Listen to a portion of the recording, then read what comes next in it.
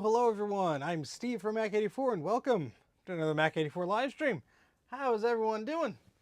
We have about a dozen or so people in the chat. They'll go up maybe. It's a Tuesday. It's rainy, cold, blah. Let's see who's in the chat here. We have Reed. We have Charlie's Computers. That's a new one. Hello, Charlie's Computers. Or at least new icon. I always get confused. Falcor, hello.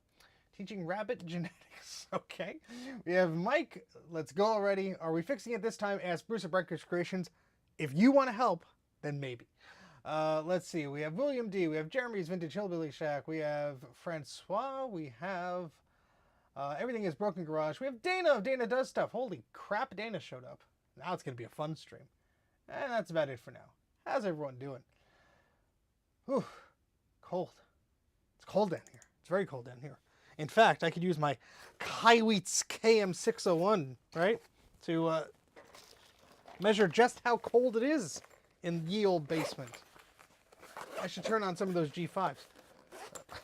10 minutes till I go home. We'll fix it real fast, Dana. All right, it's done. Bye. Dana's going to be driving home. That's what Dana's going to be doing.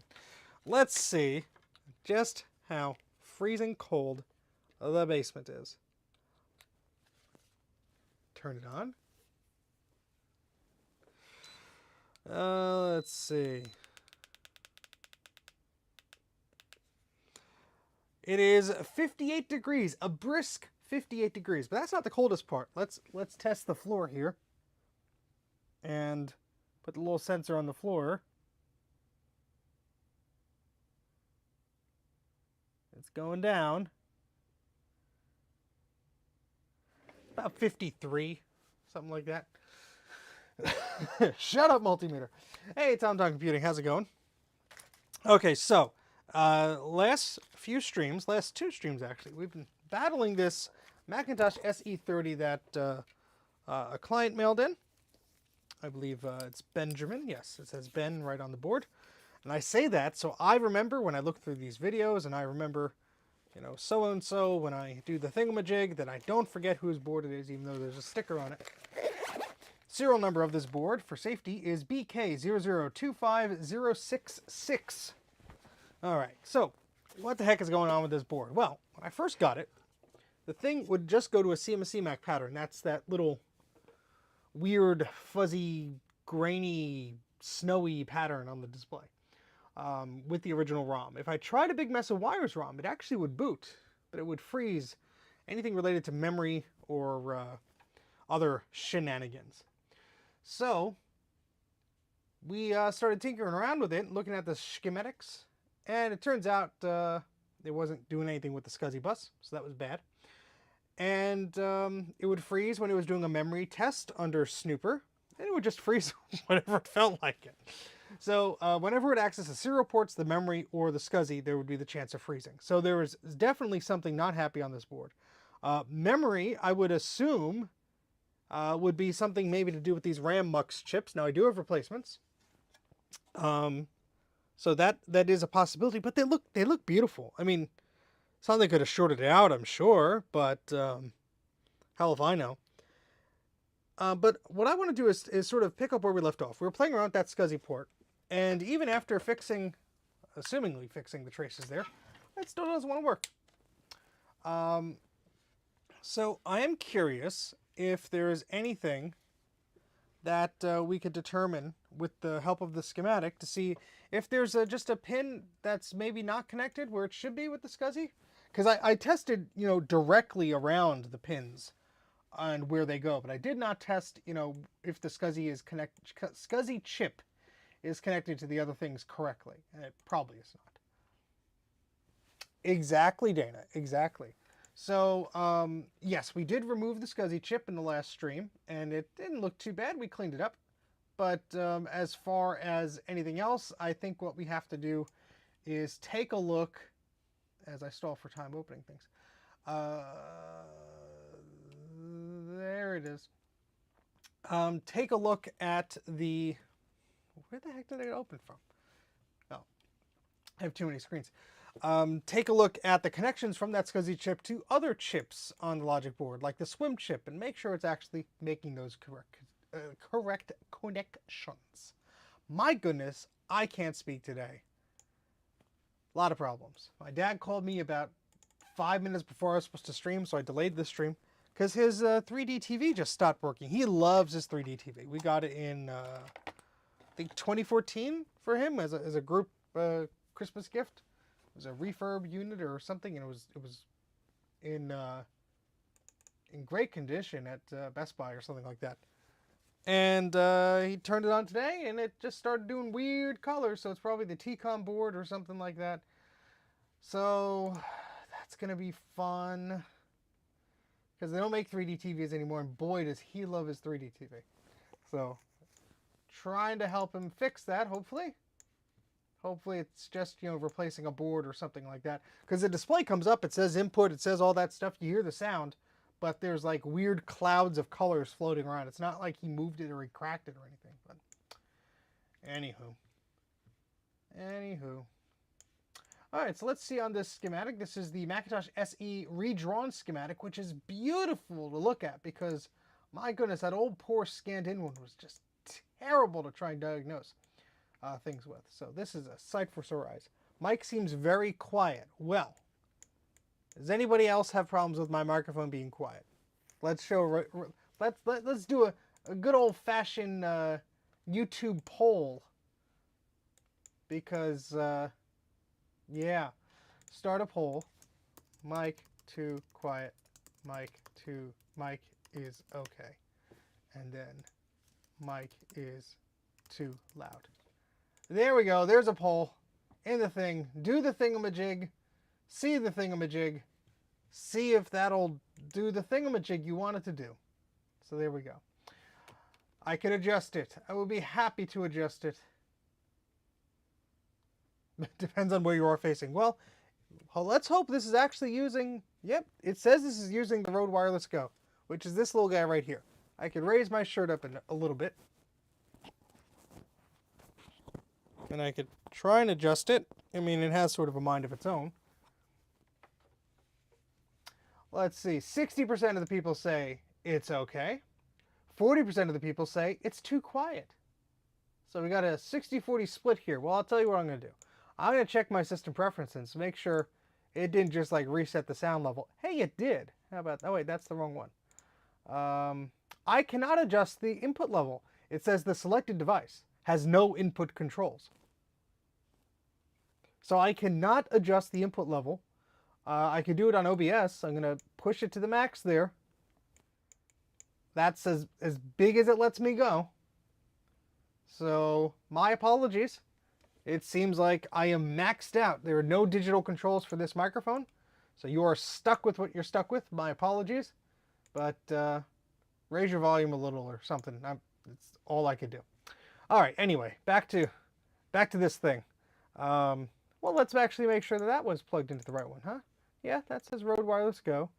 And this guy says Microscope. Yeah, it says that too. So, apologies if you had trouble hearing me. Hopefully we could sort that out. But, anywho, just turn up your volume. All right, so what we like to do is just try and figure out where this Scuzzy chip is going or where it's not connected to properly, etc. So this is the Scuzzy chip here, NCR53C80. And it still has some yucky solder balls on there. This isn't the last time I'm sure we're going to take it off and all that fun stuff. But I want to try and figure this out with the help of our multimeter and this redrawn schematic, which is going to really help us out here. The redrawn schematic is on GitHub. So if you're one of those people that are like, oh, I need this too, well, you could go and download it. It's free. Now what I'm going to do is something I did last time I had an issue like this. Let me print out a label here. I made myself a little cheat sheet, which was invaluable. Hey, will it work? How's it going? Invaluable. So all I'm going to do is I'm going to put a sticker over this. And I'm going to write the numbers on that sticker of each pin and so on and so forth. And this will help me determine what things are actually connected to what. And it looks a little silly, but you know what? my brain cannot count like more than like 2 things without me going, wait, what was that again? And then I recount, and then I waste everybody's time, including mine. Has not been ultrasonically cleaned. That will be one of the next steps, but I'm just guessing that there is a connection that is not being made. The board overall looks pretty clean, except for some of these chips. So let's do a rough measurement of this chip. That's the corner, that's that. And everyone's like, what the heck is he doing?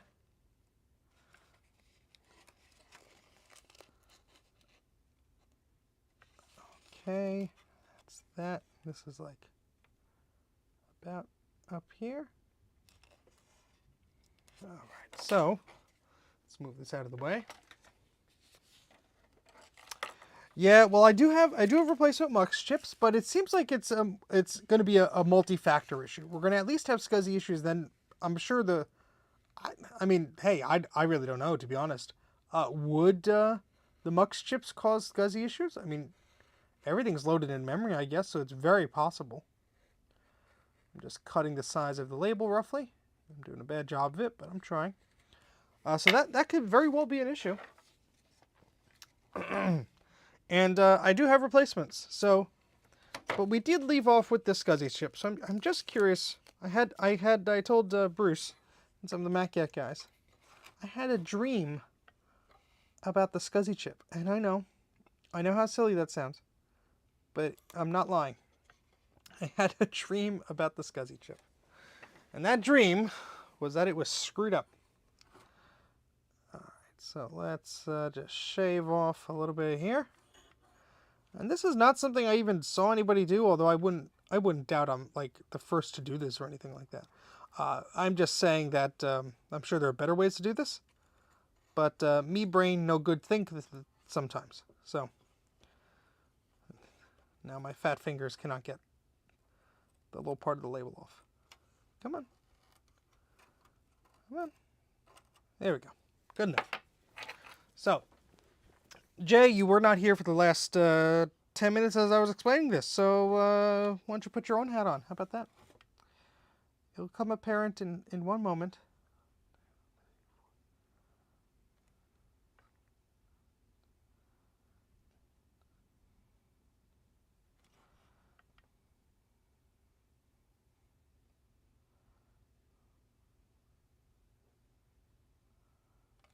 Just going to see how small Stephen could write. Not too small. 16, 17, 18, 19, 20, 21, 22, 23, 24, 25, 26, 27, 28, 29, 30, 31, 32, 33, 34, 35. Would help if this pen wasn't like on its way out. 36, 37, 38, 39, and this one at the top. 40, 41, 42, 43, 44. Okay, great. So, we are, it's not fixed yet, we're just trying. We're just starting out here. So what we're doing is, now that our Scuzzy chip has a little hat on it, what we're going to be doing is trying to figure out if everything is connected the way it should be. The answer is probably no, but we're going to figure that out anyway. So let's start with, well, pin 1. Why the heck not? So pin 1 is supposed to go to the Scuzzy connector, and it does. So you know what? Anything that's going to the connector, I'm going to ignore, because I did test those, and I believe they were going to the connector. So I'm more concerned about if it's connected to another chip. So let's try and focus on that for now. It's labeled, it's cheating. My brain is dumb, so I need all the help I can get. Beep. All right, great. So, according to this little schematic, you know what? I'm going to move this here. I'm going to move the chat to this window so I can see this a little bit better. And we're going to expand this a bit. All right, so we have a lot of connections between the Scuzzy chip and the Swim chip. And let's see, then there's the Swim chip to the floppy controller and so on and so forth. So let's do the Scuzzy chip first, and then we'll do the swim chip, and we'll go from there. And I'm gonna, yeah, these labels for some reason don't let the pen work too well either. But we'll just try and touch this up. That's a 5. That's a 1. Okay, cool. And this is the Scuzzy chip. Put a little happy Mac there. There. Okay, so let's try and figure this out. Yeah, I didn't do the white balance thing, so that's probably as he smacks the freaking thing with this thing. If I turn this off, it should. Well, I have to put a piece of paper under it. Hold on, hold on, hold on, hold on, Dana. Move this here. So if I give it, turns this off here, and then I give it just a white image, it should do a white balance thingamajig. Hopefully, maybe.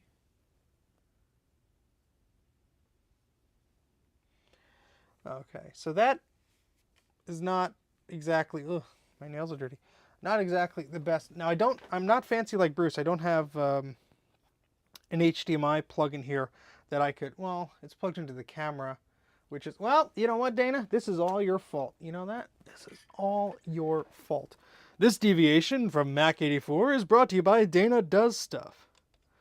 So we're plugging in the HDMI thing here. And we are going to make sure that that is... I have to plug that in. Thanks, Dana. Ugh. All your fault. And it's going to forget itself the next time it turns itself off. It's all going to be for nothing. Absolutely nothing. Video device. This thingamajig. Go. Excellent. Then, nope, wrong one. Gosh darn it. We'll get there eventually, folks. We'll get there eventually. Okay, so we are now adjusting things. So if I unplug this, oh wait, no, I need just a power one, right? Because it can't just power itself by. Well, this is stupid. What the hell were you thinking, Steven? Do I have another USB-C connector? Probably not, because like that's too fancy for me. That is way too fancy. What am I'm dropping reefer caps. Where would a USB-C? I'm using one for the microphone. So that's, well, this, but this is too short. Dana! Anybody tuning in, I apologize for nothing. I guess I could, no, that wouldn't work. I need a USB extension cord. Which, things. Oh wait, there's a USB hub, and I can just power it from here if, oh, that's what I was using that cord for, which you forced me to undo. Because now I have to plug in this, and now this, and now this. Is this what you like, Dana? Chaos? Is this what you like, sir? Because it's exactly, and that's unplugged too! There we go. That's plugged in now. And apologies for the weird, strange noises from the weird man. I assure you, it's fine. All right, that's powered. Now we have power from a USB 3 hub plugging into the microscope. There's no data, so it should just, there we go. All right, now we get into the fancy menus. Microscope. Brightness. Sure. Exposure. Auto. Well, that did a whole lot of nothing, didn't it? What am I doing wrong, Bruce? What am I doing wrong? All right, Tech 190, you don't gotta spam. My goodness. Hey, Colin. You got me at a bad time, man. Okay, wait. I don't know what the hell I'm doing. Bruce! What'd you do to do the thing? Okay, now we're in video mode. Maybe there's separate, nope. Exactly the damn same thing. Yep, we got LED. Brightness, I guess we could, no, that's darker. I guess, well, let's see here. I mean, I have to clean the microscope anyway, but let's see. Yeah, that's too bright, I think, right? Yeah. So I'd say Bruce, you blame Dana for this. This is I didn't do anything. All right, we're going to go up to a 15. How about that? And then we're going to turn it off, unplug it, move this power cord over here, plug into this thing again, cross our fingers, put a white thing under it to make sure it do the thing when it wake back up. And we should, hopefully, in a moment, have something that looks exactly the same as it did before. Well, there you go. We've wasted about 5 minutes of everybody's time. That's a bit brighter, and then it's just going to adjust itself. Well, that's the auto for you. I should have set it on manual, but whatever. We'll figure it out next time. All right, what were we doing? That's right, trying to fix this stupid SE30. Oh, God. Okay, so let's try and pin this out to the swim chip, which is the floppy controller chip. No, Eric, math, no, bad.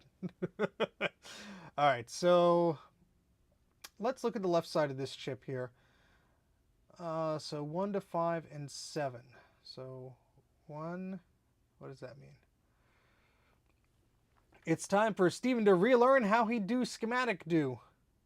1 to 5, 7. 1, 2, 3, 4, 5, 6, 7. Okay. Okay. All right. So pin 20. Let's just start with pin 20. That's this guy here. Now pin 20 is supposed to touch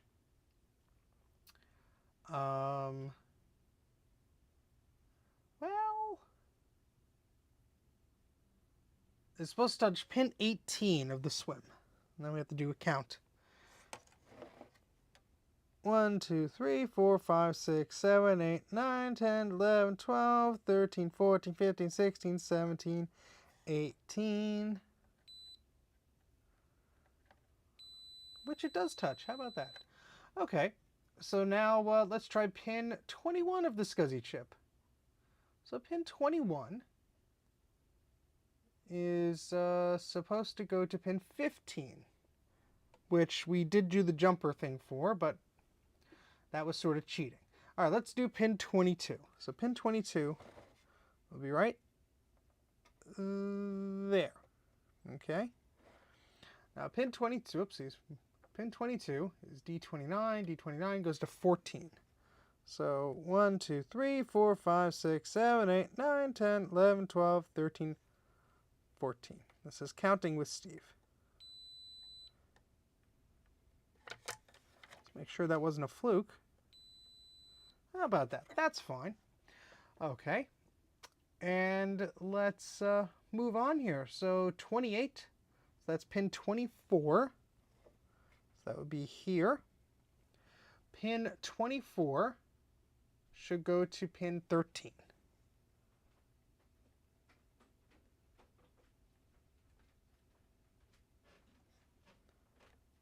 That should be this one.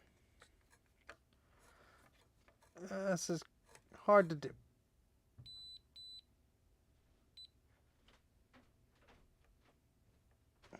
Come on. All right, that's good. Sorry, excuse me. Maybe like 10 or 15 bucks, maybe 20. It's a good question.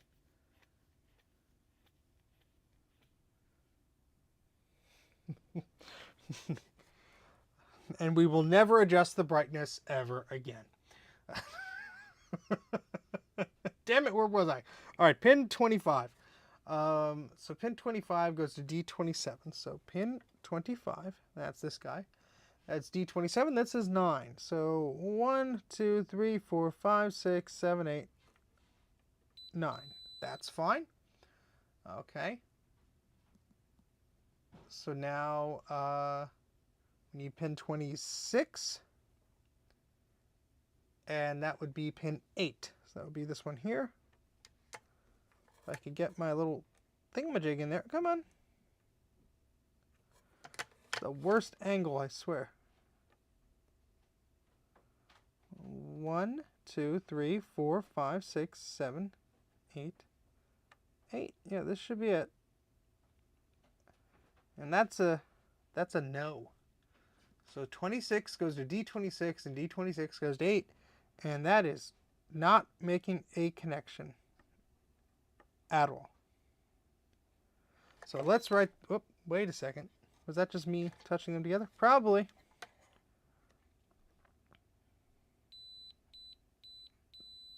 All right, now it wants to work. Sure. All right. So then let's do 27, which is this guy right there. 27 should be pin 5. So 1, 2, 3, 4, 5. And that's fine. Let's do 28. 6, 7, 8. So that's this side. 28 would be pin 4. So 1, 2, 3, 4. And that seems fine as well. So those 7 pins all seem to be going to the same spot. Huh. Well, this is... I told you this wouldn't be the most exciting stream, so please note that. I warned you all. All right. Where else do these connect? Well, it seems like that goes through there. Oh, there's a reset pin. Pin 7 of the Scuzzy chip goes to pin 25. So let's you know, I didn't test if a floppy drive worked on this thing. I didn't test that. Let's test that. Let's do that. Because we could plug in the floppy MU and see if it... No, it does boot from the floppy MU, duh. All right, so that's that question answered. Because that's the only way I was able to boot it. All right, so, but let's just check this reset pin. So that's 25 of the swim connector. So 1, 2, 3, 4, 5, 6, 7, 8, 9, 10, 11, 12, 13, 14, 15, 16, 17, 18, 19, 20, 21, 22, 23, 24, and 25 is 1 next to this little guy. Okay, so that little reset pin is supposed to go to pin 7 of this. So 5, 6, 7. It doesn't seem to.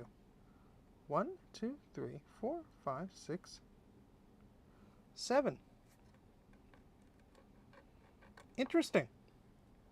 Well, let's just make sure there's not like crap that's on our bit of our meter here. Okay. And this again, the reset is 25. So 1, 2, 3, 4, 5, 6, 7, 8, 9, 10, 11, 12, 13, 14, 15, 16, 17, 18, 19, 20, 21, 22, 23, 24, 25. Well, okay. Yep, alright. It was just caught on the thingamajig. Hey, what about your dreams? I'm doing okay. I'm forgetting the answers. I know. There'll be a quiz after and I will fail. It's been a long weekend. It's already Tuesday, but hey, Slappy Malibu, and anybody else who joined and I did not say hello to, hello.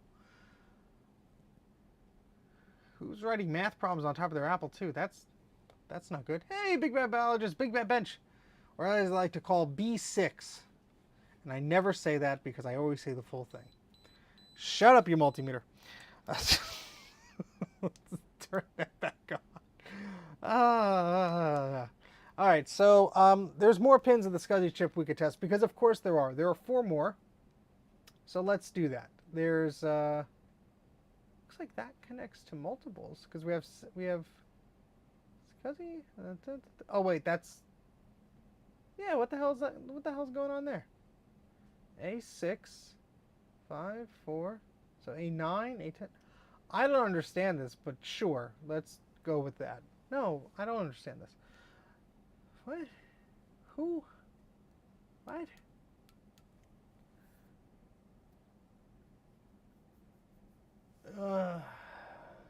This is breaking my brain, man. Breaking my brain. Breaking my brain. Do do do do do do. Something, something, something. Oh God. Well, let's pause from that, because I didn't see anything problematic. I'm curious about these little mux chips. These little guys that are causing all of these sorts of problems. So we got UI2, UJ2, UI3, UJ3, UI4, and UJ4. These seem to be the problem children. So let's find that in the schematic, and let's just pick one and just poke around and see if it's doing the stuff it should. And who knows? Maybe it will, and it will still be bad. Why do you think of these things, Steven? Why? Why? Let's start with UJ4, our lucky friend here. UJ4, which is on page 2 of this redrawn schematic. You sunk my battleship. All right. So we have a bunch of pins here. We have 10. I can count to 10, maybe. And so we have a resistor pack, which I don't have. Crap. You always order parts. Oh, that's not supposed to. I was supposed to order parts. No, I did order the parts. Wow. Brain good. Brain good. Brain good except when it's bad. Then brain bad. Brain bad good. Okay, so let's stop talking like an idiot. That's never going to happen. So we have to counterclockwise here. So pin 1 should go to pin 1 of UI4. So that should go here. Well, it would help if the multimeter was in the right mode. Yeah, all right. That's a good one. Pin 2 should go to something. What is this? I have to scroll down, and then I have to scroll left? What is this? This is crazy, cocky, kooky. Oh! Goes to the ROM sim. Interesting. Alright, so pin 2 goes to A19. A19 goes to pin 42 of the ROMs. Oh my God. I'm not counting to 42. I don't even know how high. That's a big number. I can't count that high. Well,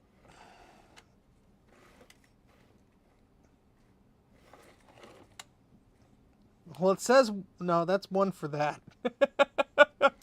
Well, at the bottom there should be a square peg. That'll clue me in. And there is not. What the hell, Apple?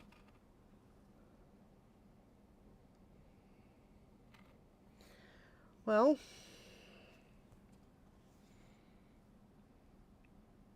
you're just going to watch me cry by the end of this stream. That's what's going to happen here. All right, let's pick something easy. Let's say, so this ROM sim, pin 1 goes to 5 volts. And then pin 2 and 3 doesn't go to anything. So pin 1, let's get out the beeps here. Is there even anything? No, that's strange. Okay.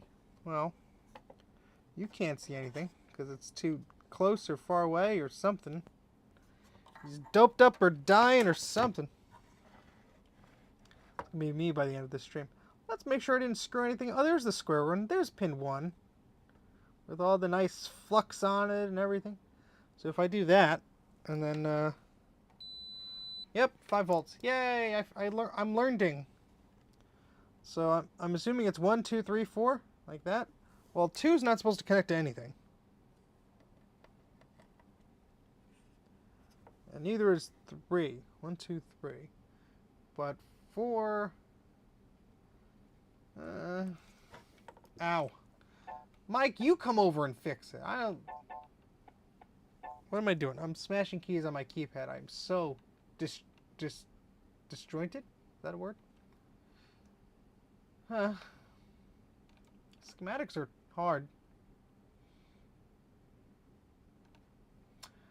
Alright, well, let's count to 42 together. As Smart did. Alright.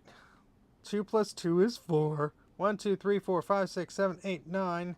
I'm saying it loud faster than I point. Ooh, a hair. Ew. 1, 2, 3, 4, 5, 6, 7, 8, 9, 10, 11, 12, 13, 14, 15, 16, 17, 18, 19, 20, 21, 22, 23, 24, 25, 26, 27, 28, 29, 30, 31, 32, 33, 34. So this is 33. Hold, please. Do I have a thingamabooble?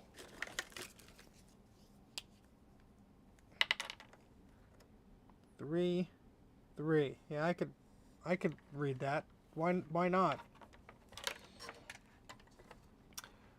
34, 35, 36, 37, 38, 39, 40, 41, 40. What was it? 42 we were counting to? I forgot. 42 was A19. Yeah, 42. All right, sweet. So, 42. Let's just try and remember.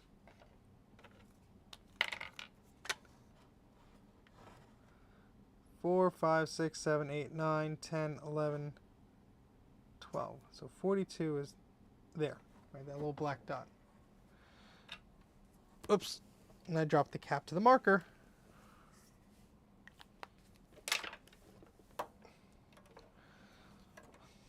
Remember that one stream where Steve from Mac84 just went freaking nuts? That was entertaining. Alright, so pin 2. See, this is what I don't understand. No. Wait, no. Wait, no. No. Wait, what? That goes to... So pin 2 and 5 go to that. Well, let's test that out. So there's 42. And you can't see this, I apologize. 2. Beeped for a second. If my hands were steady, that would be helpful.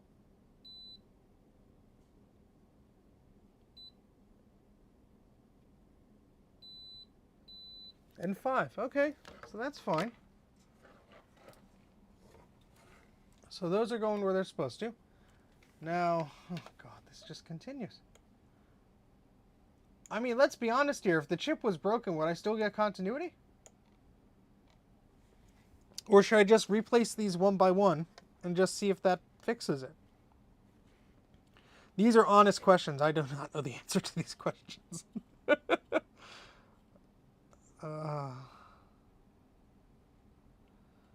I mean, these look pretty darn clean to me.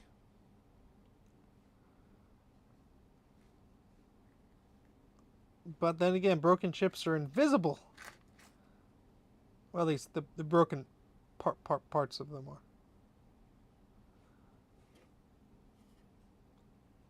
What should I do here, folks?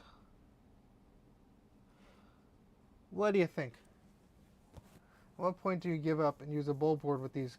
Well, we're only 3 streams in. Come on. You're talking about the same person who did the 840 AV for 5 years. Hey, Elemento. Speaking of bashing our heads against the wall about SC30s, this is the man you want on the stream for undisclosed reasons. So we have an SC30 here, Elemento. Let me bring you up to speed. Initially, we got CMAC when we booted. And turns out this Scuzzy chip was not properly connected. You can see there's still a bunch of solder balls and my crude numbering scheme here. We took that off, we reflowed it and placed it back on, and now it boots. But if we run Snooper and run a memory test, we get errors and the system freezes. We also get errors when the serial ports are tested, it freezes, and nothing is ever detected on the Scuzzy bus. So, yeah. So that's what's going on with this. It will boot now with the original ROM. Before, it would only boot with the Big Mess of Wires ROM, probably because it passed some tests, or didn't do some tests that the original ROM does. But, like memory tests, I suppose. So, I'm guessing, and it will boot off a floppy, because that's how we're doing the Snooper test. I'm guessing there must be something, maybe with one of these MUX chips. I do have replacements. Break out the cheat sheet matrix and start checking traces until your eyeballs melt. That's what we're doing. That's what we're doing. We're using the redrawn cheat sheet, if that's what you're referring to. Unless you're talking about your special cheat sheet, which is not public yet. Or the special cheat sheet that's been floating around in unscrupulous circles and shady people whose name is me, or somebody's calling me on my telephone. It's my daddy. Hold on a second, I gotta talk to my papa.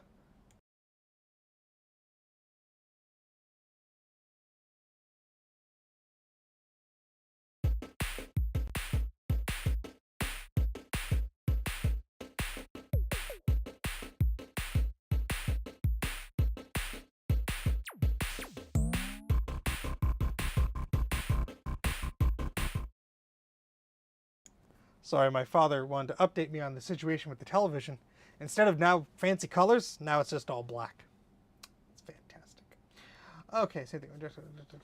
Okay, let's go to the GitHub. And there it is. Let's go to the cheat sheet. Is it named cheat sheet? Individual pages.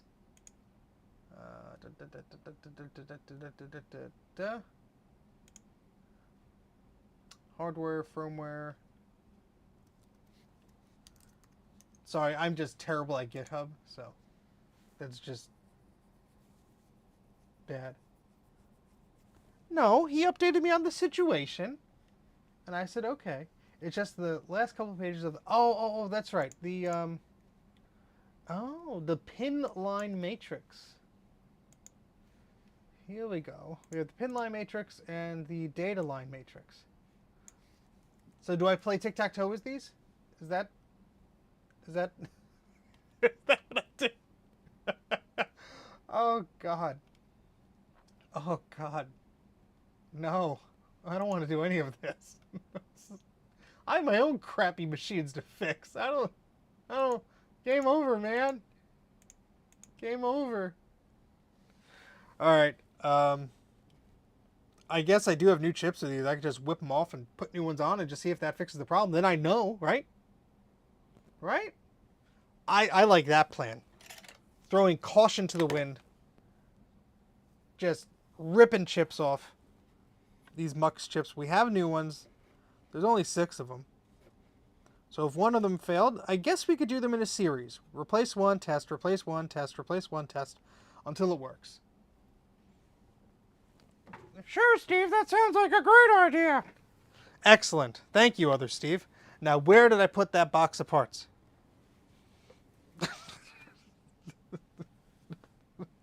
Where the heck did I put the damn parts? That's what happens when you clean up, folks. Hold on, I think it's over here. Ugh.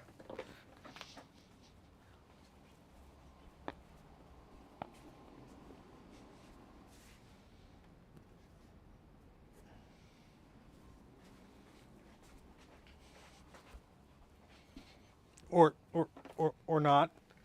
Oh, where did that box go? I just saw it. I just had it because it's filled with parts. No, I don't think it would work if I replaced the whole computer. Because I have worse SE30s than this. All right, hold on. seriously, I have the darn thing around here somewhere. Why don't you memorize the names of those chips and I'll be right back. No cheating. If I were a box of parts in a very messy basement... Oh, that's where I would be. Found it.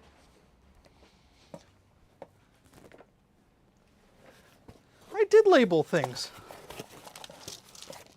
All right, so these are 74F2. 7... Nope. Oh, these are resistor arrays. Hey, I forgot I bought those.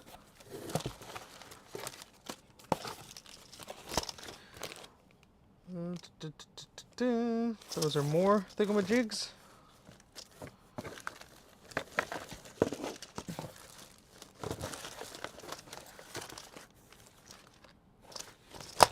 Well, it has to be here somewhere.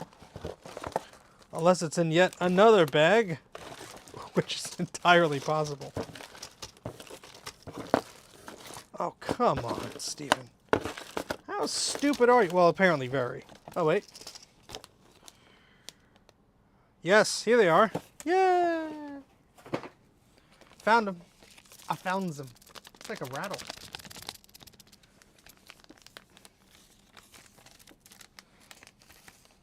Attention! Observe precautions for handling electrostatic sensitive... Yeah.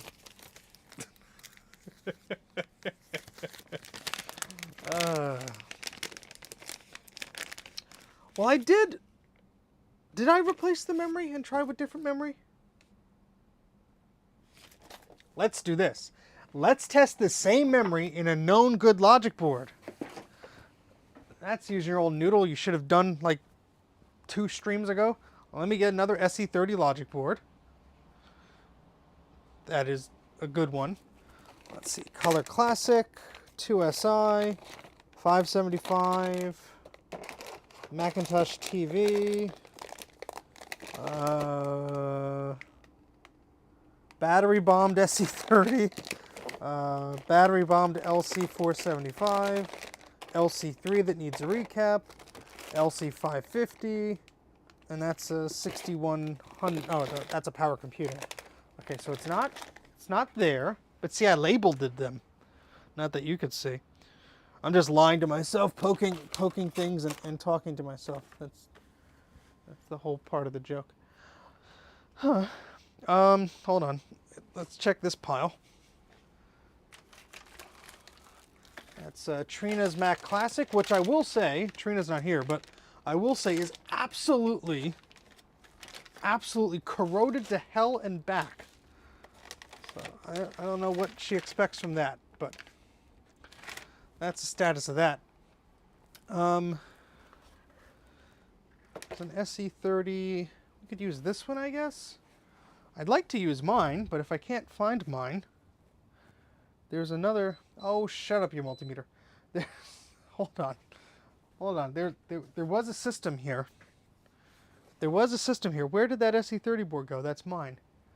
That's like made for that project that I keep postponing, and which is probably why it's not on the shelf. This is a lovely stream, isn't it, folks? Isn't this great?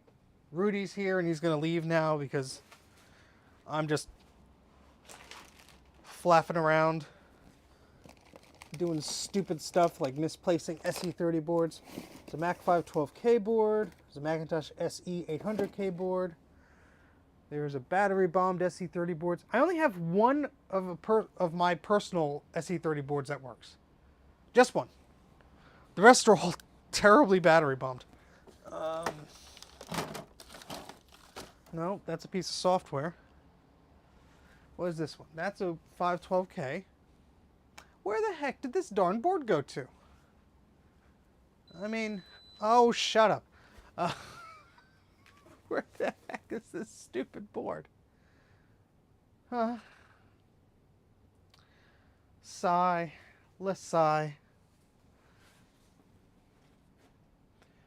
How does Steve fix stuff without knowing how to use a scope? I know how to use a scope. I just don't have an actual scope. I have a multimeter. I don't have an oscilloscope. someone wants to buy one for me, I'll do my darndest to learn how to use the thing, but me no have one. And that's fine. I've gotten by. I'm a tinkerer. I'm not exactly a genius here. Never said I was. So if you've been duped to thinking I'm some sort of wizard, you're only half right. I'm a forgetful wizard. Let's see, that's a power book. Ow. That's a Lisa. That's a thing. I mean, I guess I could just borrow this client's board. I have to do work on it anyway, but it does work. It needs a video ROM. Oh, which I could steal from this board, which is battery bombed. See, now we're making progress. Now we're making progress. Ugh. So we could just do a little swap-a-rooney here. We're fine. Everything's fine now. Fine. How are you? Donating to a reloaded board? You mean like for myself? That sounds like a lot of work. Somebody contacted me recently and basically said, hey, I'll send you a reloaded board if you'll do it for me. And I just thought, I don't want to do that. I mean, no offense. That's a lot of work. I would do it for my own board. But I don't think I would do that as a service. There's a lot that could go wrong. And quite frankly, a lot of time is involved in that. I don't think it would be worth it for me. Yes, he did have some cheapo oscilloscopes that I did watch some videos on. So that'll be something I will take a look at. I promise. I don't know when. A year from now, 20 years from now. You know, who knows? Time is a weird construct. Where the heck is the can of contact cleaner? There it is. I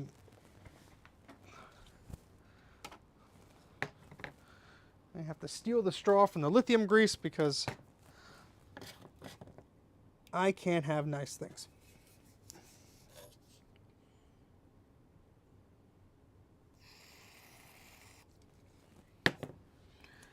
Alrighty. So the stripe in the divot faces the PDS slot on the module here. So this is another SE30 board that I have to flash a new video ROM to. So that's why I had to put a video ROM onto it. But let's take out the customer's memory modules. First, let me label said memory modules because something that has happened times before I was labeling things, was I would misplace memory modules or I would confuse them. I don't want to do that here. That would be annoying. So let's not do that. No, problematic parts and stacks of parts is always good because I just, I got a memory video ROM sim out of it. Here, let me point down so you can see a little bit better what I'm doing. So I'm taking the client's memory out that they sent me. They sent me 8 different sticks. I believe these are well, they're a mix here. We have 2 Gold Star. Well, maybe that's why they're not. Wouldn't it be funny if it was just mismatched memory? Well, we'd all have a good laugh at that, wouldn't we? They're all 80 and they're all 1 meg.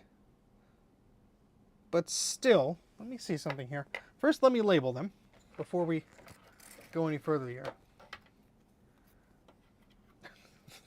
Damn it, Dana. I'll get you. You'll see. Let's put little labels, little happy little labels on the memory. So we don't forget whose is whose. Oh, come on. There we go. All right. All 50 of you watching, I'm sorry. Does he usually apologize this much during the stream? Yes. Yes, he does. All right. So let's see. I think this RAM is all the same. Oh, this board is crusty, though. Ugh. this board was sent to me and said, yeah, I think it's okay. There's pins missing from like every chip. I'm like, yeah, but I don't think that's actually fixable. Sorry. Do you want the board back? Radio silence.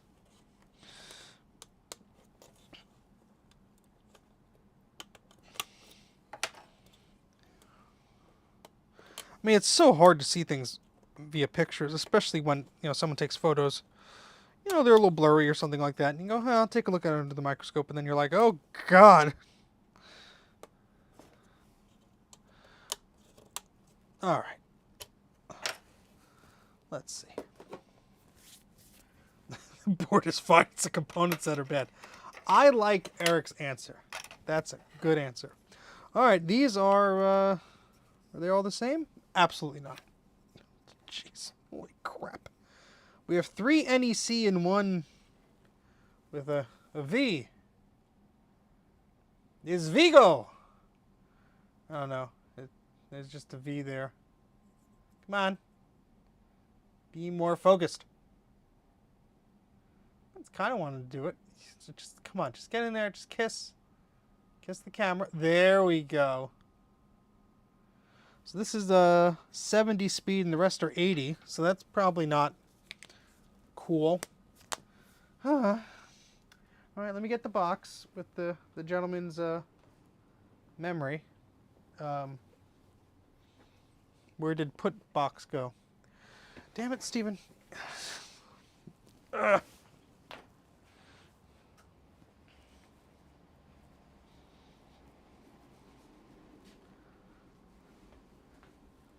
Wait, no, I put the box somewhere so I wouldn't lose it.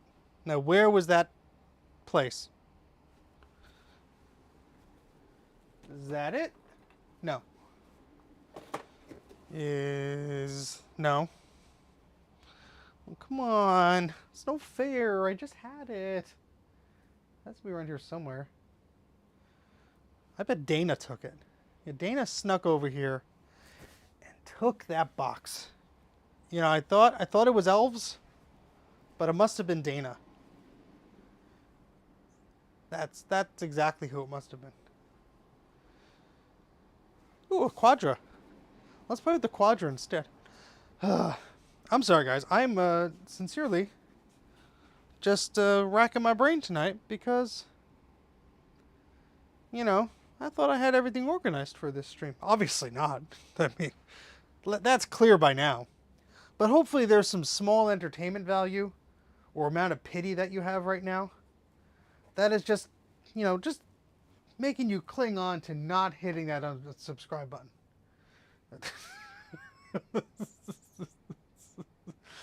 Yeah, while I was distracted with the microscope, Dana just walked in, was like, yoink, and got the heck out of here. See, I put everything in a spot, and then that spot went away. So, oh, here it is. There's just a piece of bubble wrap on top of it. Yay! All right, so here are the other memory modules the individual sent me. Let's see if these all match. So these go to the crusty board. And these don't match either. Ooh, MT RAM! Somebody's favorite! Holy crap, none of these stupid things match. I mean, technically, if it's the same speed, it should be fine. Oh my god. MT RAM. Ew. Ew. I mean, this is going to trigger somebody in the chat. Come on. Come on.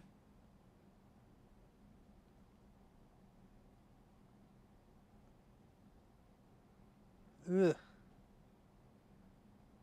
Ugh.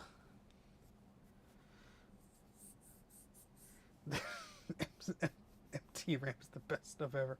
Yeah, no, it's not. No, it's not. Yeah, that's the concern here. We have a mix of MT RAM and Sanyo. Where the heck is that other SE board? Because it has memory in it, because I test with the darn thing.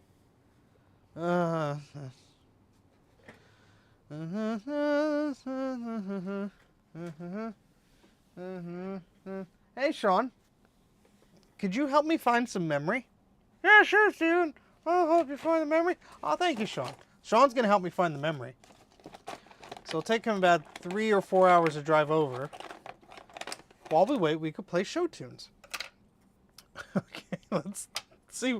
Hey, look, I have 4 matching sticks in this drawer. Oh, make that 2.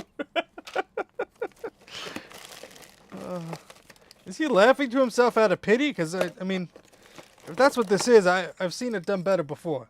That's all I'm saying. All right, so we have 4 matching modules, SE, FD, HD. These all say USA on them, so they're the best quality ever. So let's just go with it. So we're going to test in the customer's board, and then we'll test them in another board, and we'll see if we get the same results, huh?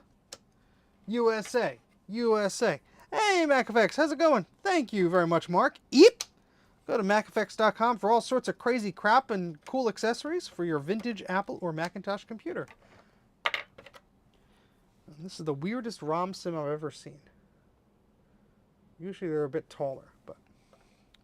Alright, so we're going to turn around in a moment and test this. We'll get the camera away from this crazy person in the thing here. Where's the above cam? Above cam, go! Oh, above cam is plugged into the microscope because we were being silly before, because Dana had to go ahead and put ideas in our head about white balance and being a perfect YouTube streamer thing. And I mean, now you're just looking at my crotch. So, you know, the bar is set low here at Mac84, and as long as you all understand that, we won't have any frickin' problems. Oh, God.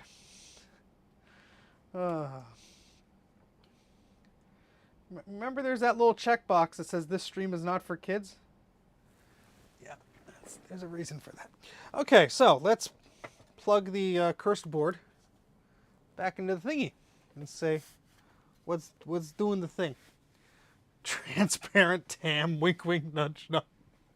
There is no bar. The bar has been ejected for making too much sense. All right, so we have tweezers, pliers rather. It's a good tool to have when you're testing. I'll just shut up. All right, plug this into here. I mean, this is just like, if this idiot can do it, so can you.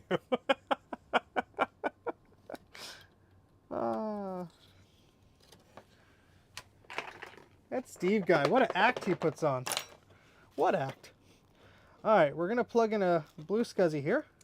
See if any of the lights light up correctly. And we're going to plug this into power, assuming we get a power cable that doesn't drag everything off the desk. Like that. All right. And then we need our floppy MU because the Scuzzy probably won't work. And we'll get the internal blue Scuzzy just for funsies, huh? In fact, let's do that instead of the external, because I know this one has the right stuff on it.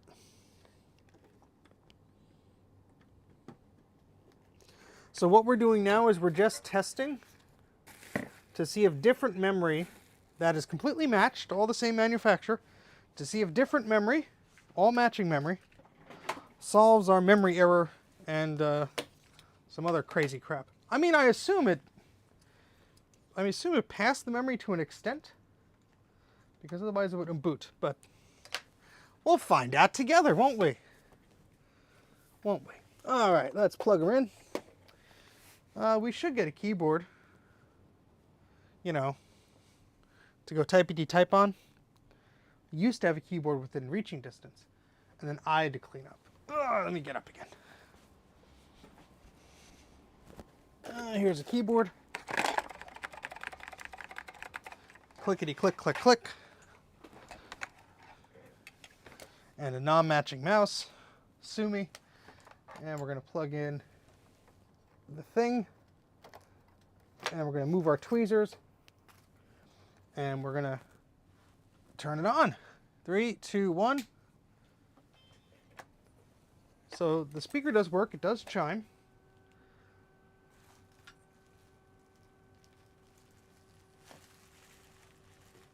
There is a light on the blue Scuzzy. I doubt it'll boot from it, but our cursor goes whee!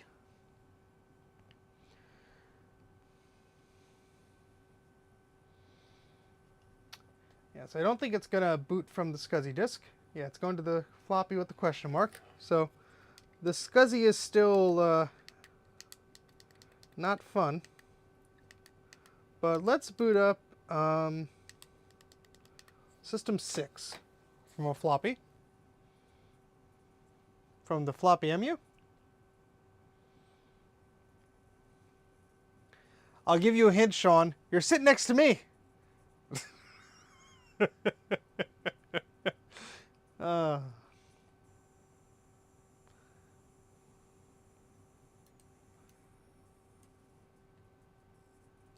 right, so it's recognizing 4 megs of memory. Let's reboot. It's not recognizing the Scuzzy drive, which is weird. So let's open up Snooper, which is an emergency disk version. Yeah, we're right across from the weather folks.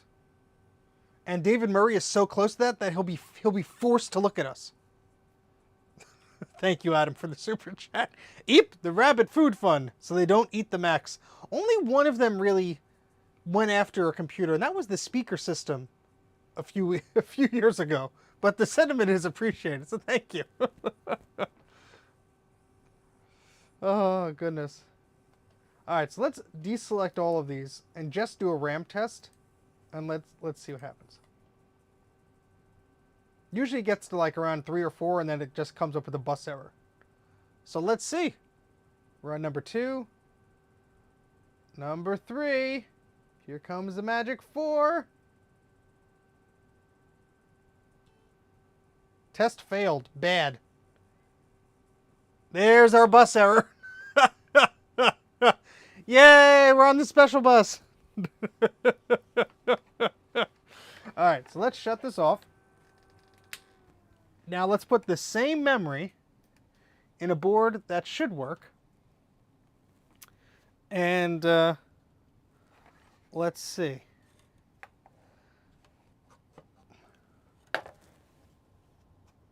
I just think it's funny that all these people are coming to East, because I love East. It's a great show. But they're going to have like VCF Midwest in their mind. And they're going to be like, where's the rest of it? Again, don't get me wrong. I love East. It's a great show. It's just a completely different size. And so it's kind of funny to me, because I could just imagine people are not used to it being like, what? Who? What? But I like it because it's less than an hour away from me. So I could bring crap with me. What would you like to see at VCF East for me to bring? I have a few things in mind. Hopefully I get a project or two done by then so I could actually bring it. But, thoughts? Penny for your thoughts?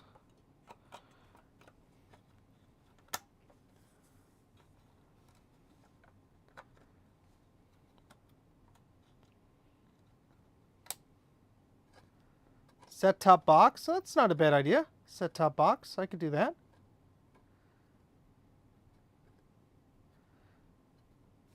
Just walk around in a clippy paperclip costume, John, and you'll be fine. It's all right. David doesn't watch these shows. Do the digital camera thermal printer again. Yes, I will do that. And some Mac clones. I brought a Mac clone last time. I'll have to figure out if I should bring a different one. I will bring a working 840AV, but it's like it's just a working Mac. I mean, don't tempt me. All right, let's plug this in. Let's undo that. All right, let's move this logic board over here. And this is a different logic board that hopefully works fine.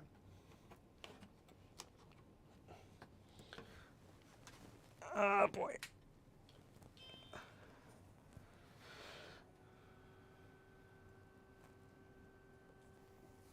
$850 AV. Bring all the clones. I have the ooh, what the hell?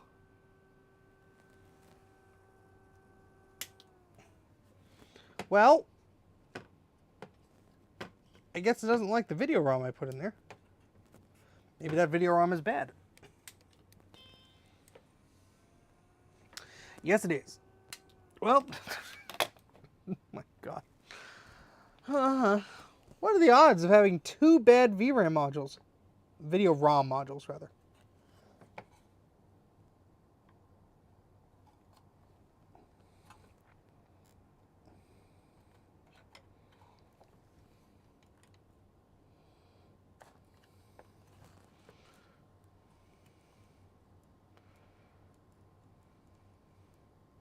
Bring all non-Mac stuff. 2400. Sean has a working 2400. I don't. Oh, that's right. I could do. I could show off the thermal camera printer thingamajig on the Quadra 840 AV. All right, let's try this video ROM. I mean, we're just borrowing it. We're not stealing it. And it's all to try and diagnose this board. So.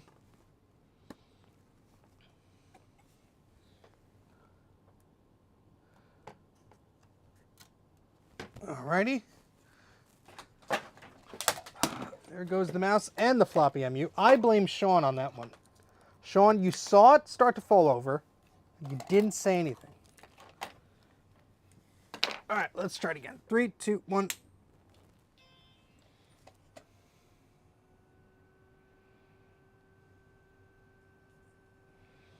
Alright. That's more like it.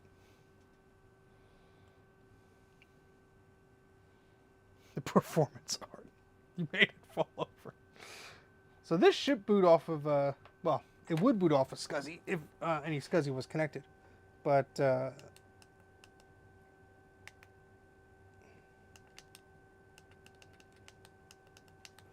let's boot off that same Snooper disk and let's do a RAM test and see if it fails.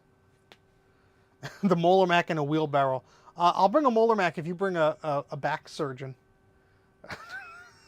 I'm not bringing that thing.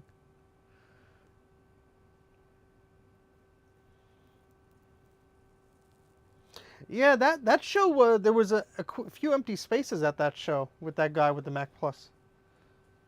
And he wasn't at his table for a long time. He was nice to talk to, though.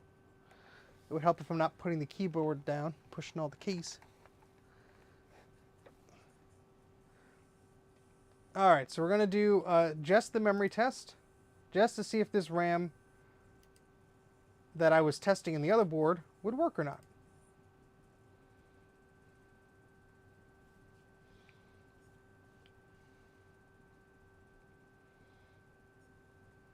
Testing pattern 3. Testing pattern 4. Bad. Okay. Really? And bus error. Okay. Alright, so this thing is not happy at all with the memory. So this is a different board, but it's not happy. It's not happy. So the memory I was using to test with is probably not good. Unless this version of Snooper is dumb, but I wouldn't say that. All right, so let's see. Let's test. Let's see. What is this? The Gold Star.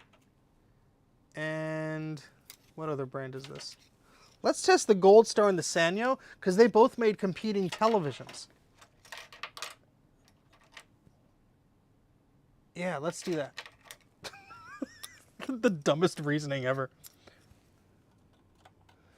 They're the same speed? Sure.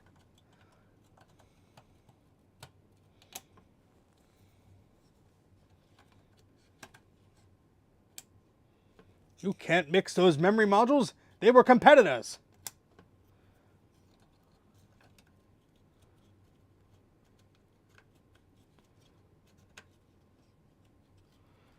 I'll just go in the thingamajig. There goes the mouse. Let's try it again. You know what's great about a basement concrete floor? When you drop things, they just like shatter.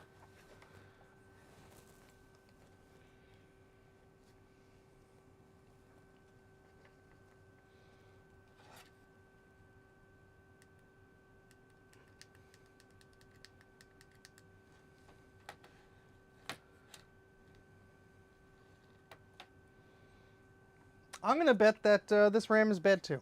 Why not?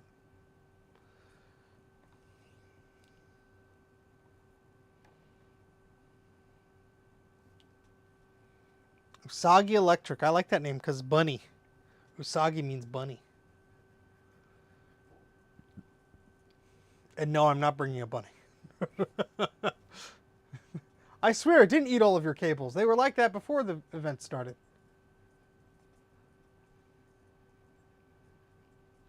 I need to pick up a ISA or PCI sound card for that HP Vectra I have because it doesn't have a sound card.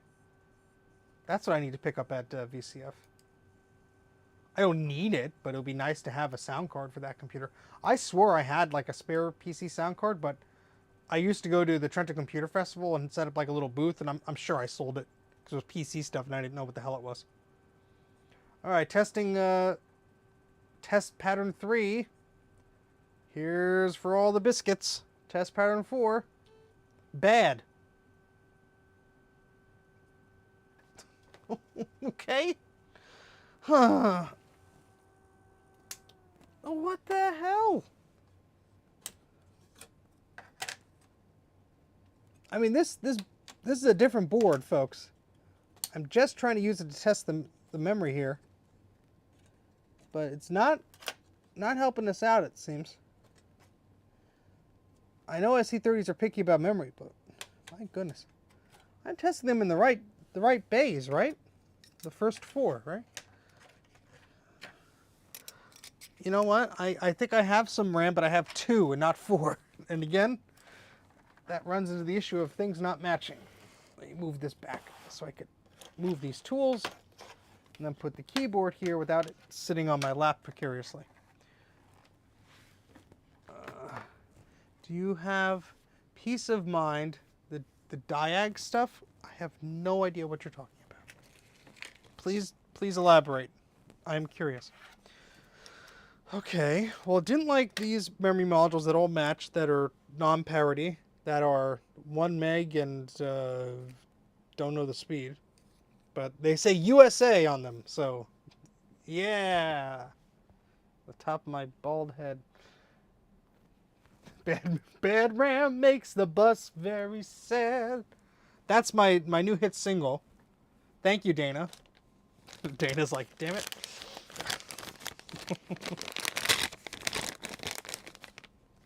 Okay. What else could we do? Well, that's what I was using. That's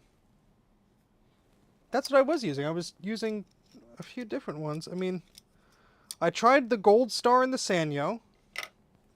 The Gold Star are 1 meg 80. And the rest of these are 1 meg 80. I mean, I'll try them again. I mean, they're 2 different brands, but the speed is the same. Unless the ROM is the only constant here. Maybe if I use a different ROM. I mean, we're on a different board, but we're using the same ROM. Maybe the ROM is just screwed up. But the guy said he did test the ROM in another machine, but I bet it was just like a power on test. I bet he didn't run Snooper or anything like that, because the system turns on, but not much else. Yeah, let me plug in the frickin' Scuzzy disk here. Make our lives a little easier. Because this is a different board. Yeah, I'll send it to Joe. That'll show him. Let me zoom the camera in. You don't need to see my fat head. You want to see the SE. Whoops. Wrong way.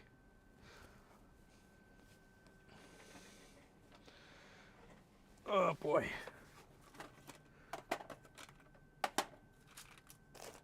I do have a little basket of memory. Nice organic basket of memory. See above.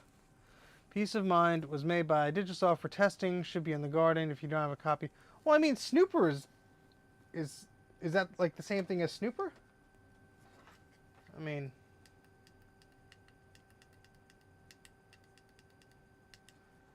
I would assume, but well, that's Snooper version 1. I actually want Snooper version 2.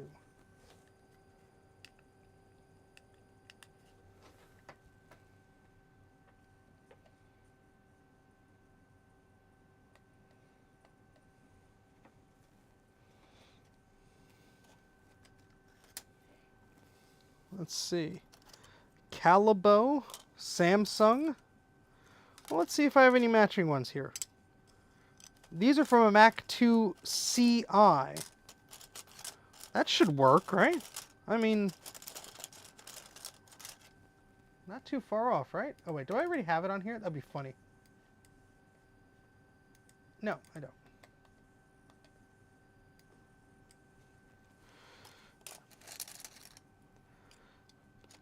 Calabco. You try and pronounce it. Calabco. I have 4 of those, and they rated at 1 meg each. They were in a Mac 2 CI. There we go. Don't you have an ultra-reliable satanic Mac RAM for your SE30 by yours truly? I have like a pair, but not 4. And the only other ones I have are isn't it the video RAM for the Mac Color Classic that didn't really pan out? I mean, not your fault, but just saying. I don't know if I have a full set then. Oh, I have some from Silicon Insider, I think. It might just be 2 though. I don't know if I have all of them. I prefer not to pronounce things. I think Drake will say yes, because I said he'll say yes. That's the power I have of putting people on the spot. Alright, so we're doing the test again.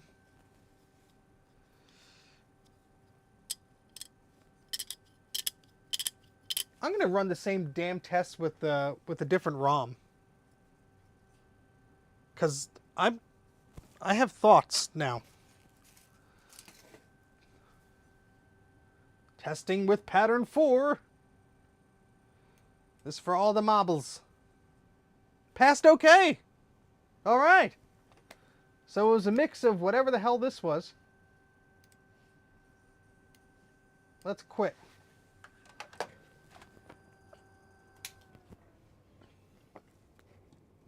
So it was a mix of the Gold Star and whatever this other brand is. That was happy. So now we're cooking with gas here.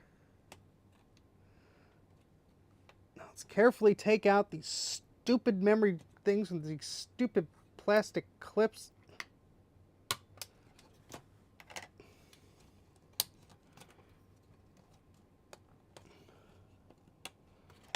And put them in the same exact order. So this was the, I don't even know what brand that is, but it says Korea on it.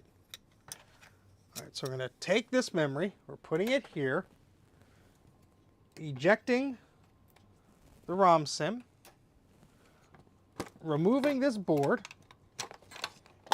Nope, I caught the floppy MU that time. Dangly parts. All right, so move that board there. Make sure this ROM, no, to take the ROM chip out of this one. The video ROM, rather. It don't belong here. That's not your ROM. You cannot keep. You cannot keep.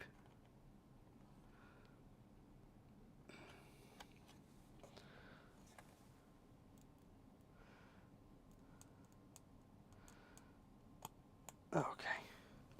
So this ROM chip is nice and happy. That's going to go back here.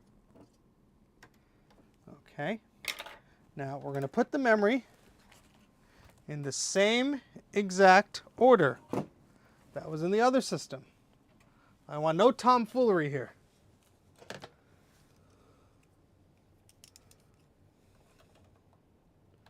And we're going to see if this passes the memory test or not. I sure hope it does.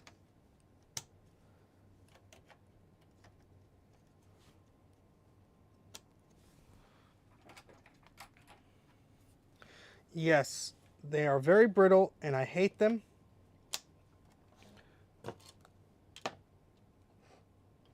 Oh, but you could buy new ones for it, yes, and spend 8,000 hours installing them. No, thank you. No, thank you.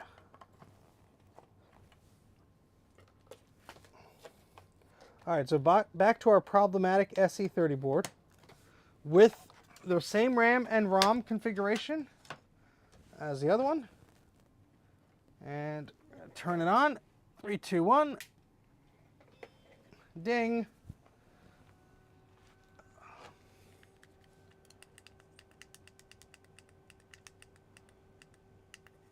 Well, you know what the only difference was? We booted Snooper from the hard drive and not from the emergency boot disk. But hopefully that won't make any difference here. And if it does, I'm screwed because this Scuzzy chip doesn't want to work.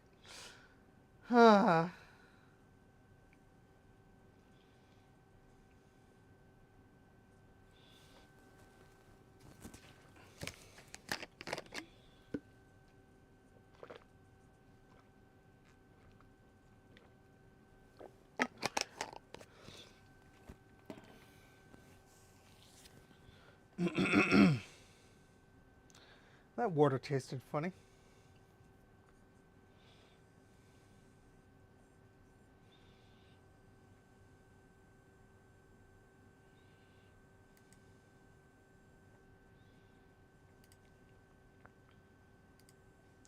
All right, let's test it again.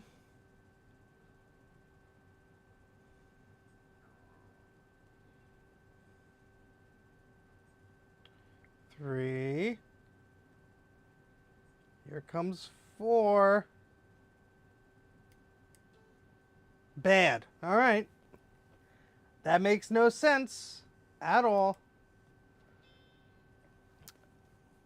Let's see. Just trying to think here. Because we booted from a hard disk and it used the non... I just want to rule out everything here. Wait, this will boot from a... No, but then I need an actual... I need 2 floppy MUs. That's what I freaking need.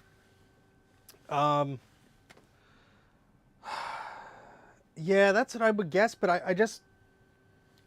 I want to eliminate a false error here. I want to boot from a separate disk and launch that same exact version of Snooper. If it gives me the same error, fine, I'll do the RAM muxes, but you understand what I'm saying, hopefully. Wait, we have a floppy drive here. That's an external. Let's see if that works, because... Oops. These are the exact type of rabbit holes. Ow. That we go down here at Mac84. As long as I pull up my pants.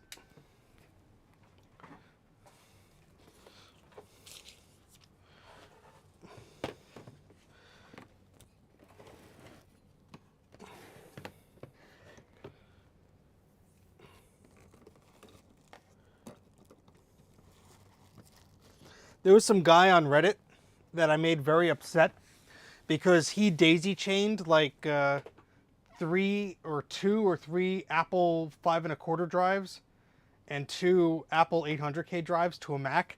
And he's like, why aren't they working? And I'm like, don't do that. You're going to break it. He's like, but I think it works. It fits. And I'm like, ugh. And people don't understand just because a plug fits, it don't mean it's supposed to do that. That's, you know, referencing manuals and this and that. And probably 12-year-old kid was like, no, it fits, it's fine. I just did a heavy sigh. The first time for everything. Oh boy. Alright, so let's boot from like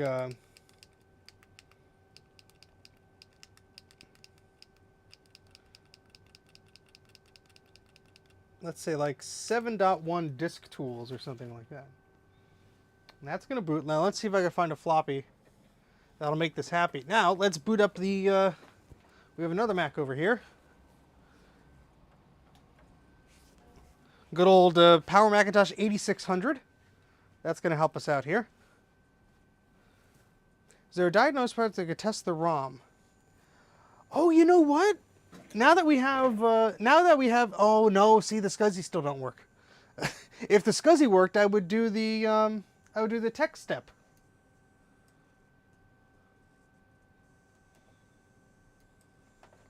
But I mean, this same ROM in the other board, it booted off the hard drive and it booted from Snooper. And it did the memory test okay. Alright, so let me, I'm just trying to get an 800K disk with Snooper on it. I had a floppy here, because I was testing a floppy drive. Oh, there it is, right there. This is a guided tour of Mac Write. I just want to see if this disk drive works. Yes, it does. Hey, how about that?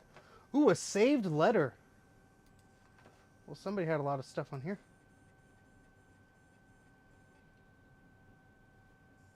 Oh, it didn't eject. That's what the problem with this drive was. That's why it was on the shelf. Great job, Stephen. Yes, that would be very true, Colin.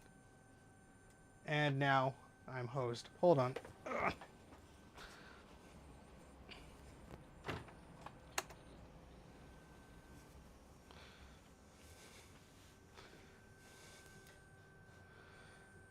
Let me get out ye old enchanted paperclip. I thought I had like 80,000 paperclips here. ADB, I think. That is true, Elemento. But when I did try last time, even with ADB connected, it was saying it couldn't start. But we can try it again. I'm willing to try it again. Let me just eject this floppy here. Okay. Put that back up there. Now I just need to borrow an 800K disk.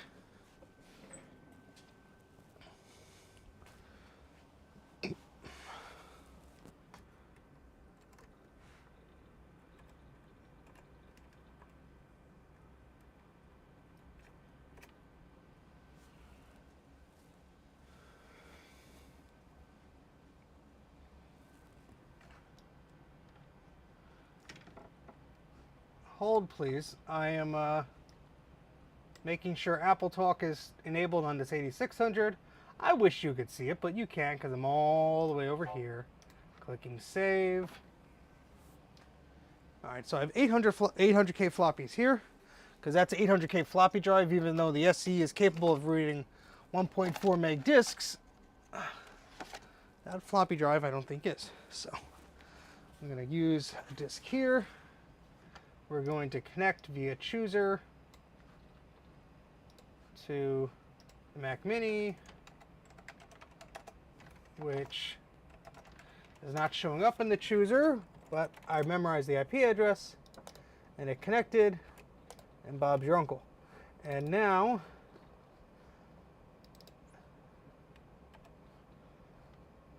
why the heck isn't Snooper version 2? I had to do a search. Searching the Mac Mini via Sherlock 2 over the network. Yay! Here's Snooper version 2. Copying that to the desktop of the 8600. Because for some weird reason it wasn't there before. Putting in a floppy disk. What am I doing? I have the camera, I could point to it. And you could watch me do stupid things. Like that.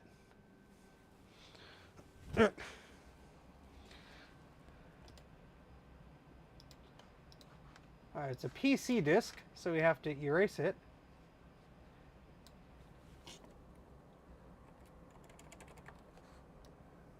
We'll do a Macintosh disk, erase. Now we play the waiting game. Wireless microphones, la la la. All right, let's do something productive and actually read the chat there. How about we not type in all caps retro game, and how about you make a nice post on tinkerdifferent.com, Tinker different, tinkerdifferent.com, because you'll need to be very descriptive about what you have going on there, and someone will be happy to help you if you are patient. So I would suggest you make a forum post on tinkerdifferent.com. Hopefully somebody can help you out with your iMac. We are verifying the format of the floppy disk.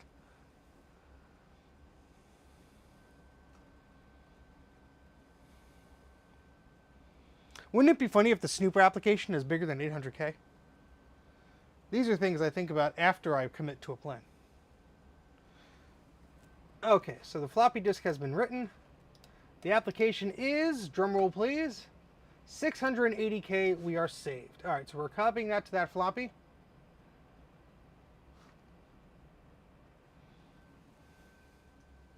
It is copying.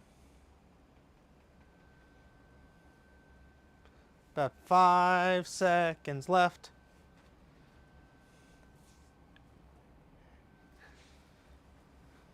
Watch him hit his head on the pole.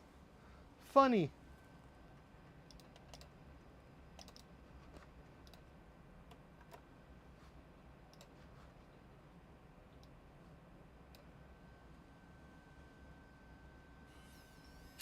All right.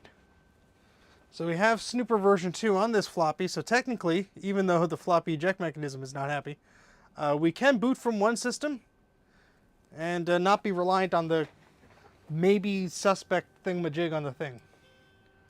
All right, so let's go to, what was it, 7.1? Let's just do System 7. It's the same damn thing. So it should boot off of System 7. I'm going to put that disk in there.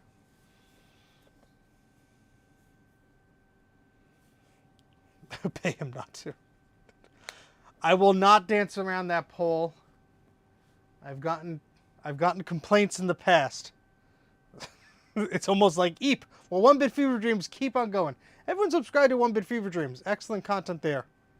Especially if you like black and white Macintosh stuff. But hello for you. Let's see.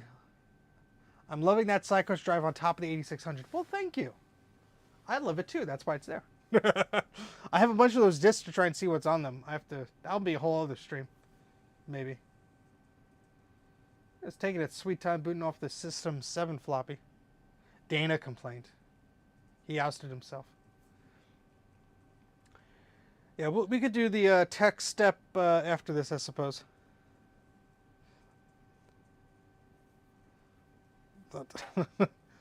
When people start donating money for me, for the concept of me dancing around the pole, I just kind of feel a little weird. So let's not say we did it, shall we? You can imagine me clumsily walking through boxes scattered all over the floor. I assure you there's not much difference. Don't imagine it. You'll hurt your brain. It's taking its sweet time to boot up. Well, thank you very much, Sloppy Valid Boo. Here we go. 1-Bit Fever Dreams, you got another subscriber. All right, so we have System 7 here. Booted from the System 7 floppy. And hopefully it'll read this Snooper floppy. It does. So here's the moment of truth here. We're opening up Snooper 2.0 from the floppy disk.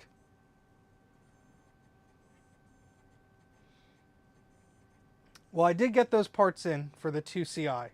2CI, yeah, not SI. I keep confusing them. For the 2CI. So hopefully that will fix the startup circuitry issue. But if I swap around from one board to the next, my brain hurts, and then I forget things. I was really hoping we'd make some progress on this. The night is still young. So let's click None. And then just click RAM. And click Start, and just see what happens. So again, this is the problematic board with the same ROM and everything. Well, thank you very much, Gut Bomb, for the super chat. Eep. Oh, that's horrifying. But thank you. Yes, two 2CIs and one 2SI, if I recall. They're all in the same spot. All right, and here comes the infamous pattern 4. Let's see what happens. Passed okay. It passed okay. So there you have it, folks. This is concrete evidence that for whatever reason, that Snooper emergency disk, when you boot it with System 6, using that disk image, it will fail. But if you use the application on a separate disk, it won't. What the hell is that all about? Let's do some other tests while we're here. I mean, I'm freaking curious now. What else could be going wrong here? Let's test Scuzzy.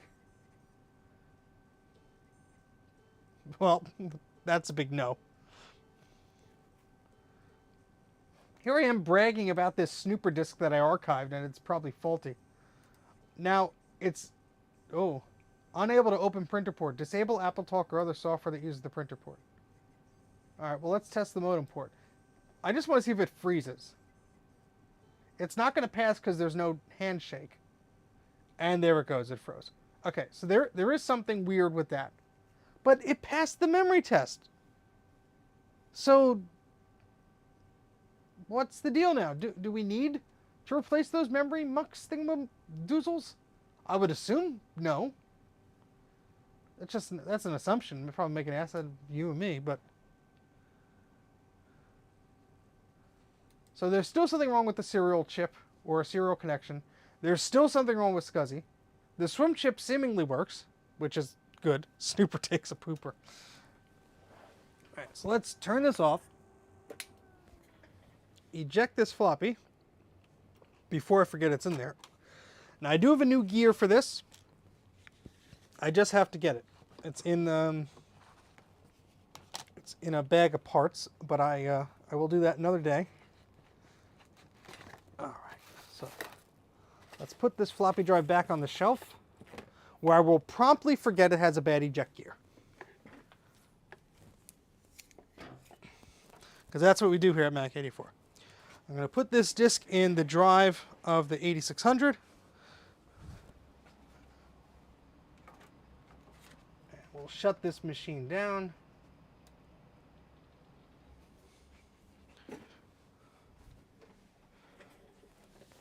Ah, keyboard. How quaint.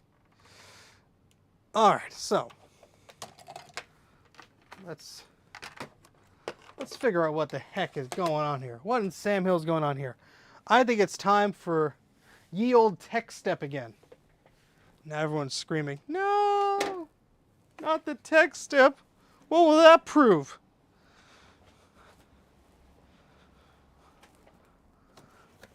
What I hope it will prove is that the ROM is good. No, I think you like my big blinding forehead. I mean, that's the comments I get from everybody I meet. Steven, can we see more of a zoomed in version of your big massive forehead? And I say, look, I'm a very busy man. Yes. All right, so let's move that there. Now, where did all the cables go for this thing? I had them in a spot, and then I moved them. And yes, I'm walking around the basement talking to myself. Here they are. Wait, no, maybe, kind of, yes. Whoops. Whoops, nope, don't fall, don't fall. Oh, thank goodness.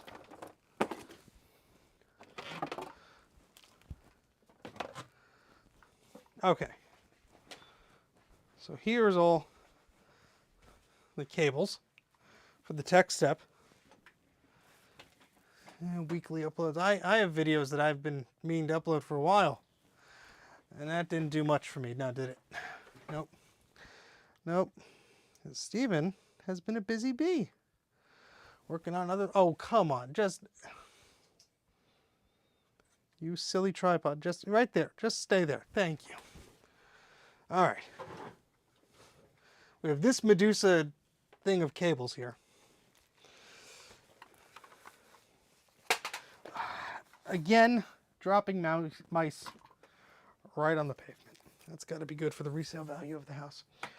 Okay, so we have one ADB cable.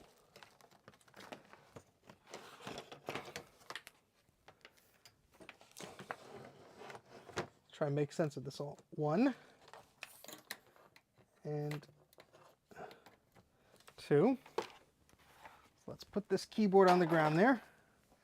Let's get our friend the tech step, and let's plug this one into that one, and this one into that one. So we have 1 and 2.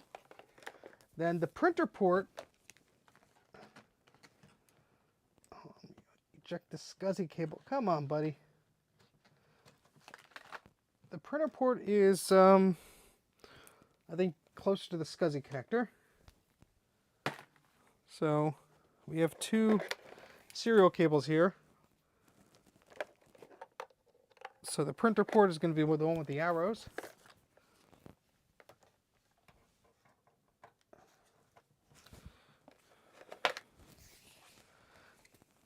And we have a printer port with, a serial cable with an Apple logo on it. That's going to go into the modem port. Then we have a long Scuzzy cable. That's going to plug in to the back Scuzzy port. Come on. There we go. And we're going to not tangle these cables too much, hopefully. And then we have an audio port, which actually does work. And that's tangled up with my microphone. How fitting.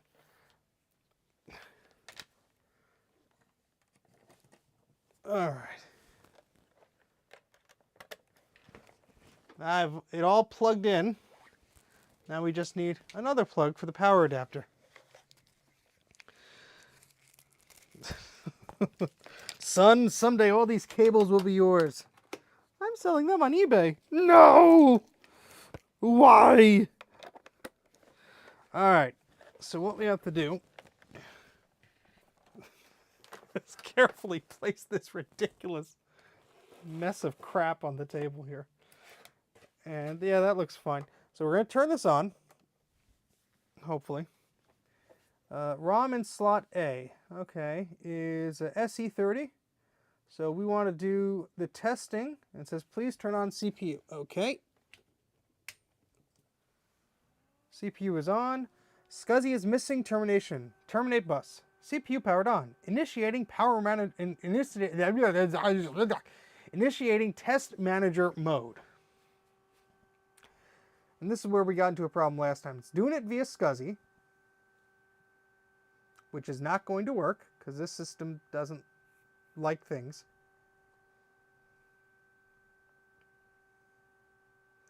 And when that times out, it says Scuzzy or serial problem. Try manual TM entry. Okay, back. And I'm going to do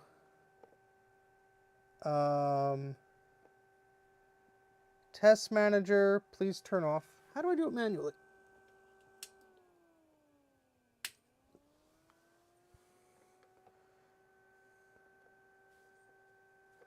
No, I don't, no. Hold on. Forget how to do it manually. 1 second. SE30, logic. Start test mode. Please power off CPU. Okay. Please turn CPU on. Okay. So let's not terminate the bus. Start test mode.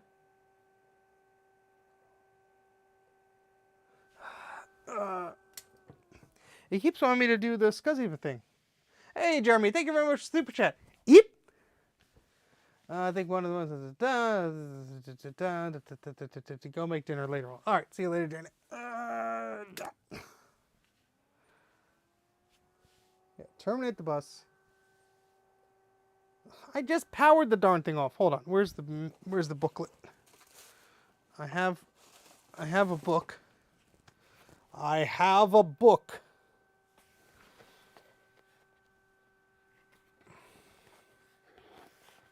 So let's see what's going on. Troubleshooting guide for SE and SE30, etc. So let's do that.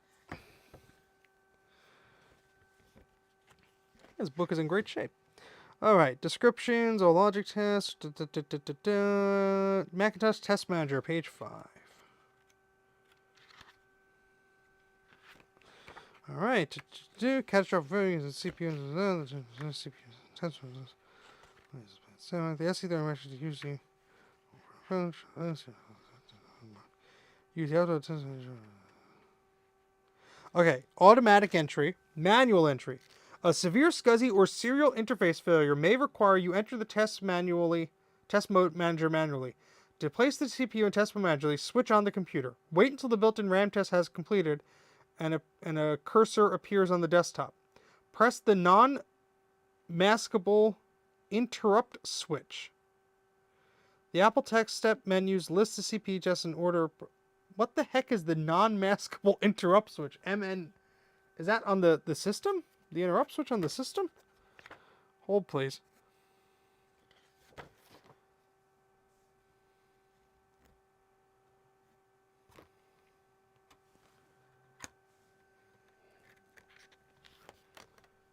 I've never had to do this before, so. Non-maskable interrupt switch. I guess they just mean the interrupt switch on the side of the Mac. NMI. All right, the programmer's button. Sure. Why not? Which one is that one? Okay.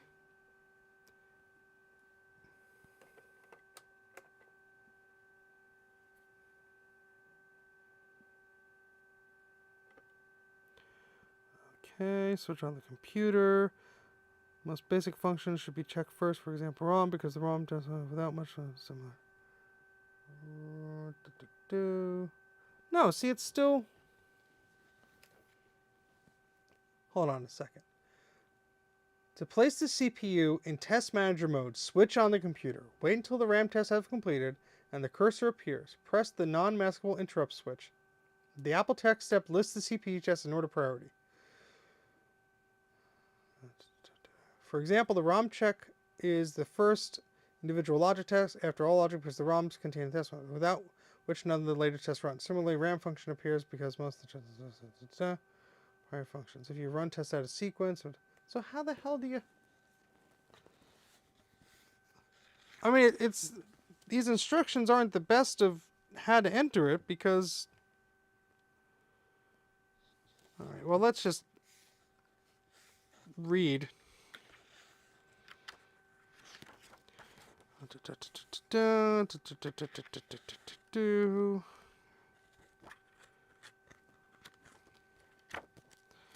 CPU test. Wait, hold on. Go back. I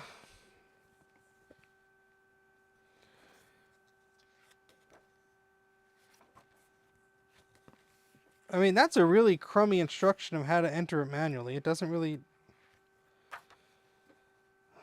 Let's see.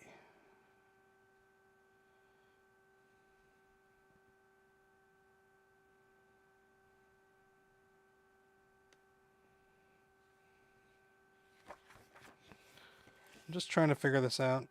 I've never had to use it in this way before, so...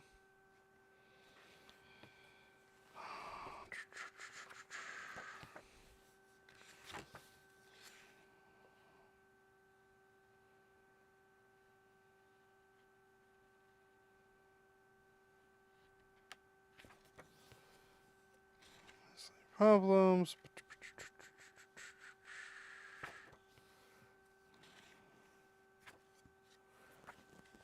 All right, I'm going to try and do this again because I feel like I'm missing something.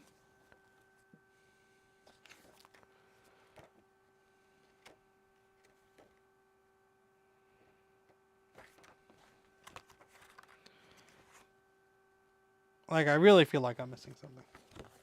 Hold, please.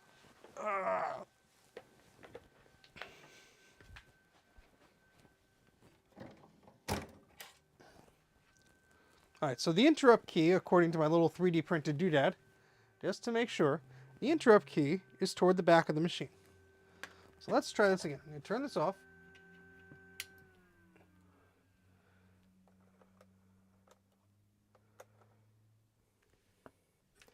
Now let's just see what happens. If I select the SE30 and I go to... See, it doesn't tell you what to do on this text step. It says manual entry, switch on the computer, wait until the built-in RAM tests have completed, and the cursor arrow appears, press the switch,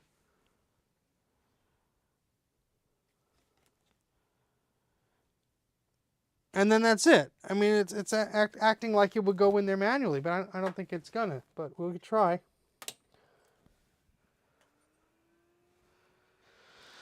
Oh boy. SE30s are fun. Alright, so I push the interrupt switch. Now if I go to Test Manager, it says please turn off CPU. Which I'm not going to do because I'm trying to do this manually here. So let's do the ROM check. Start test mode. Please turn off CPU. No, we're not going to do that. Oh, continue. Okay. Lost communication with UUT. Check prior UUT functions. Lost comm with UUT indicates the test manager has stopped responding to commands from the Apple Tech Step. Loss of test manager communication results from a defective serial chip on the UUT, a power failure, or a loose interface cable. Check the UUT. And test again. God damn it. Joe, help! I don't know what I'm doing. I'm confused and scared.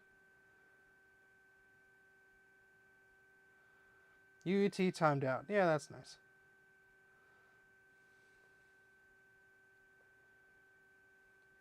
UUT timed out.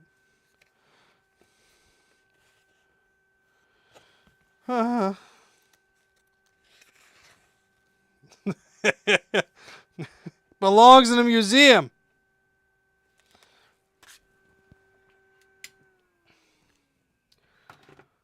Well, that did a whole lot of nothing.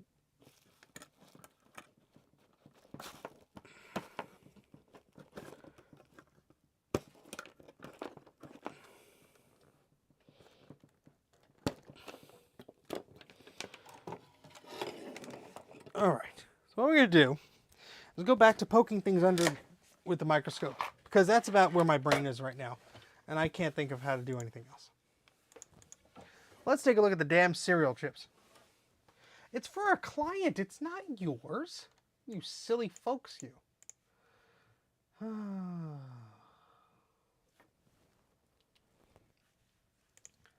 right. No, Joe, that's the streaming side of things. This is always a mess because of computers and so on and so forth. All right, let's YouTube says it would be good to insert an ad right now. I say no. All right. What the hell was I doing? That's right. Cereal chip. Chips. Okay. Cereal is UG12. So UG12. Let's see what UG12 looks like. Here, boy. Here, UG12. Where you are. Where are you hiding? Where are you hiding on the board?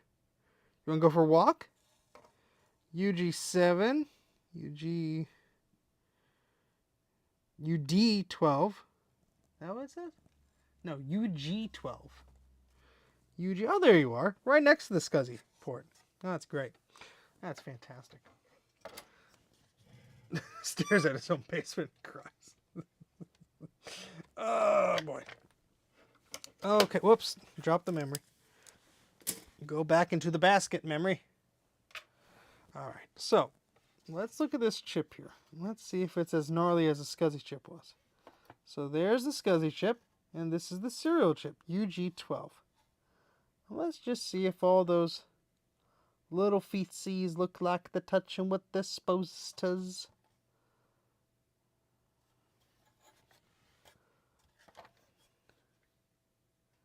And that chip looks fine to me. What the hell?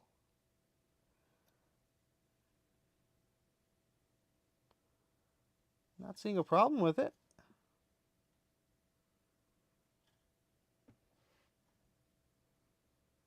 Wish they could talk, you know. Who controls the serial and Scuzzy chips? Could be a processor has passed a test.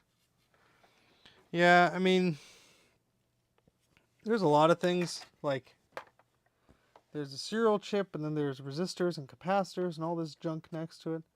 I mean, UE12, I forget what it is, but there's a little chart here that I'm sure will tell me. UE12.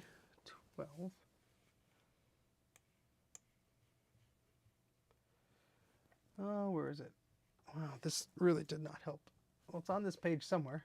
UB12, UG12, UD12, UE12 is a thing. Don't know what to do, but might be serial. There's two of them. I don't know. People are smarter than I am. Yeah, these little chips. I always assumed they were serial related because there were two of them, but that's just my simple brain. I mean, this chip has all sorts of green under it. If that was a serial chip, I'd be suspect. Let me tilt this back. My head's not in the right place today, so I apologize.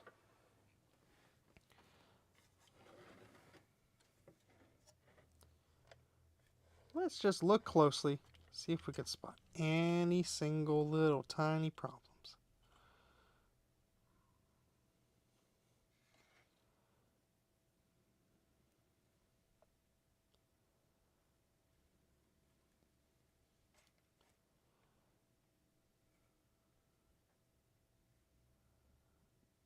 I mean, all these traces look great by the serial chip.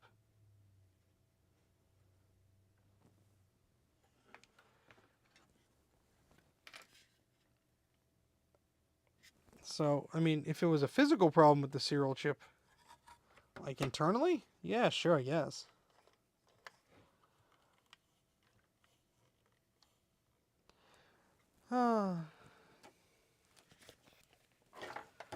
We're going to keep poking around, see what we find. We have 65 people watching this train wreck of a stream. Thank you very much for tuning in. Like, subscribe, do all that fun stuff. I have no idea why this machine is unhappy. And me pulling the cable on the microscope made the camera out of focus. So I'm sorry about that.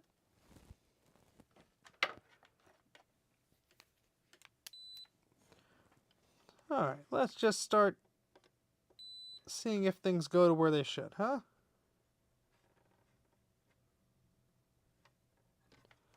Oh, come on.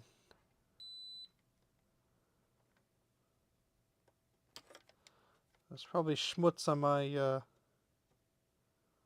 probe here.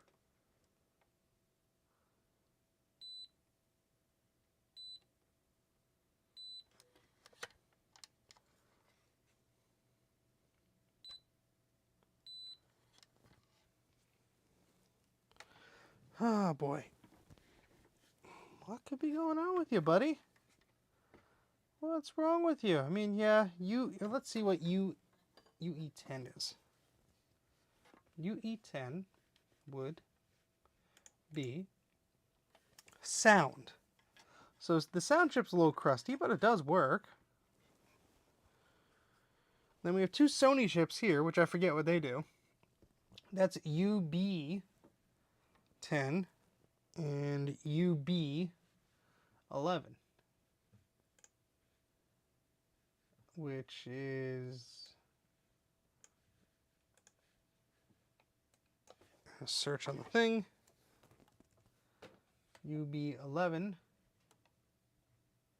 is Sony sound. Okay, so it's probably like the left channel and the right channel or something like that. Oh, now that Justin joined, it's going to be all okay, though. Turn this thing around, you see? A little solder ball hanging out there. UC12? What's UC12? I don't know, UC? What do you see? That's another thing that goes to a thing. that goes to more things. That's just great. Oh, those go to the serial ports. Those go to the resistor nets to go to the serial ports, and these are pretty crusty. I mean, the serial ports are right here, and these resistor nets go there. Let's take a little bit of a zoom in. Maybe it's not the serial chip that's a problem, but like whatever the heck these are doing or not doing. Because that looks crusty right there. Look at that. Delicious. What's at UB40? UB40. I don't see a UB40.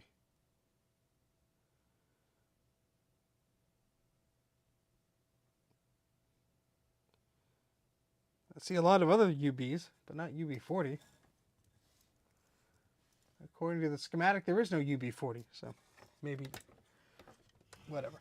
Anyway, 70 people watching. Well, hello everybody. I'm Steve from Mac84. I do live streams sometimes, and sometimes I do things correctly. Sometimes I don't. It's the best introduction to me ever. And my camera is tilted as I was saying that. Oh, gosh. So I'm just going to scrub this with a toothbrush. Just try and clean this up a little bit. Because, I mean, these caps are right here. So who knows what leaked onto what and got what upset. I mean, these resistor nets have a little bit of a green tint to them. I'd really like to solve the serial and the Scuzzy functionality. Because at this point, it does pass the RAM test under certain circumstances. Which is good, right?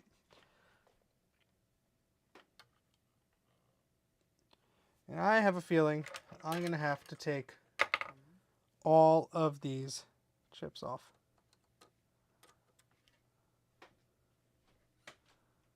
I mean, ugh.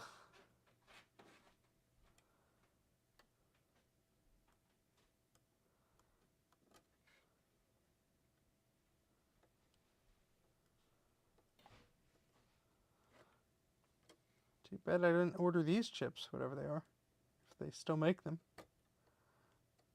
I mean, it looks like everything's connected.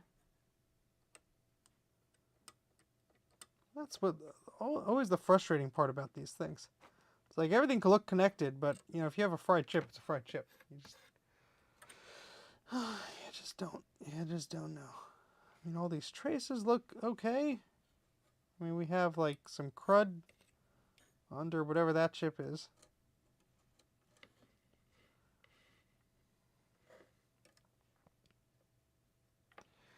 Oh, what a pain in the butt. They do still make those chips. Excellent. Did I accidentally buy these chips? Let's see. 75175D. Let's check the... Where's the box? Where's Mr. Box? Mr. Box? Mr. Box? Where'd you go? Mr. Box? Boxy? Huh. And I had it. We were looking at chips. Fun was being had by everybody. We're all laughing, smiling. And then I put a box on top of the box and I lost it. Let's see. Because I did buy a boatload of things. These are resistor network arrays. I don't think that's those, but these say, gosh, that's tiny. 4816P C2221. None of those match those numbers. I don't think that's that. These are more resistor net arrays. And those don't match those numbers either. So I don't think it's those. Of course, I just did a frickin' order of thingamajigs, but that's okay. UG8, UF8, those are not those. Let's see, we got some caps, we got some caps, we got some crystals, we got some caps, we got some caps, we got some caps, we got some caps, we got more caps, more caps, more caps, and more caps. Yay! So we have those. I got that going for me. But we don't seem to have the other ones. Let me just see. There was another little box I just got with more parts that just arrived that I hopefully didn't manage to lose yet because they're brand new. I'm going to walk over here with somewhat level of confidence and turn this light on so I can see what I'm doing and stare at this bag of parts that hopefully have things in them. And they do. Let's see what's inside. So this is from... Is there a date on these? Well, we got a bunch of stuff. Let's see what's in here. Oh, boy. Happy birthday, Joe. Joe, is your birthday? Happy birthday, bud. All right, let's see. General purpose bipolar transistors. We also have CMOS dual thing. More caps. These are little tiny thingamajigs. Logic gates. 74HC. Nope. Well, what the? Where's the rest of the parts? Ah, darn it. Is there a date on any of these?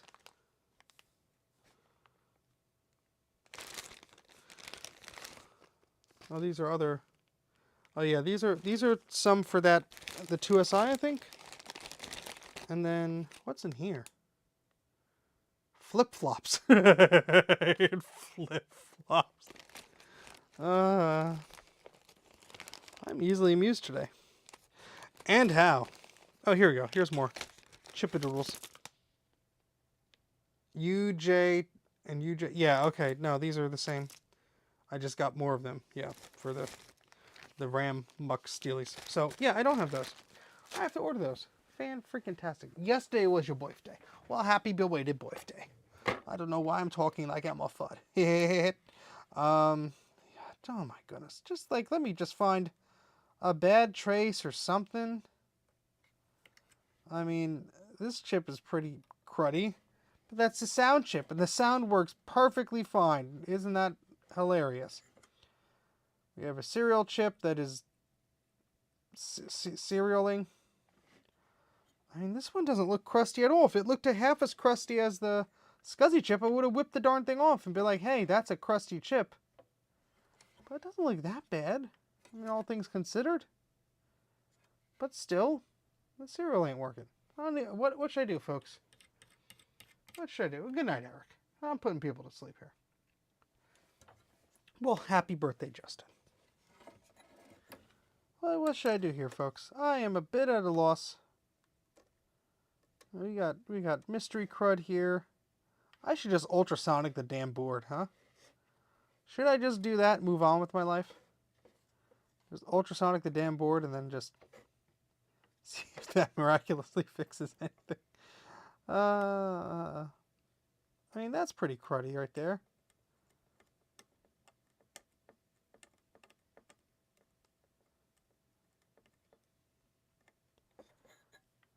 Oh.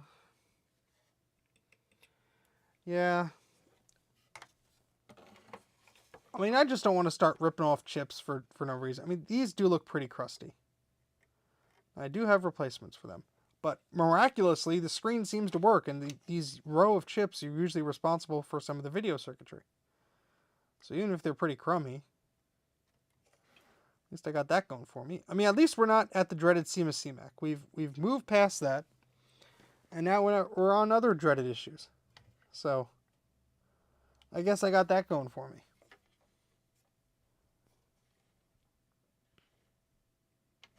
I mean, what is this? This is NEC 41264.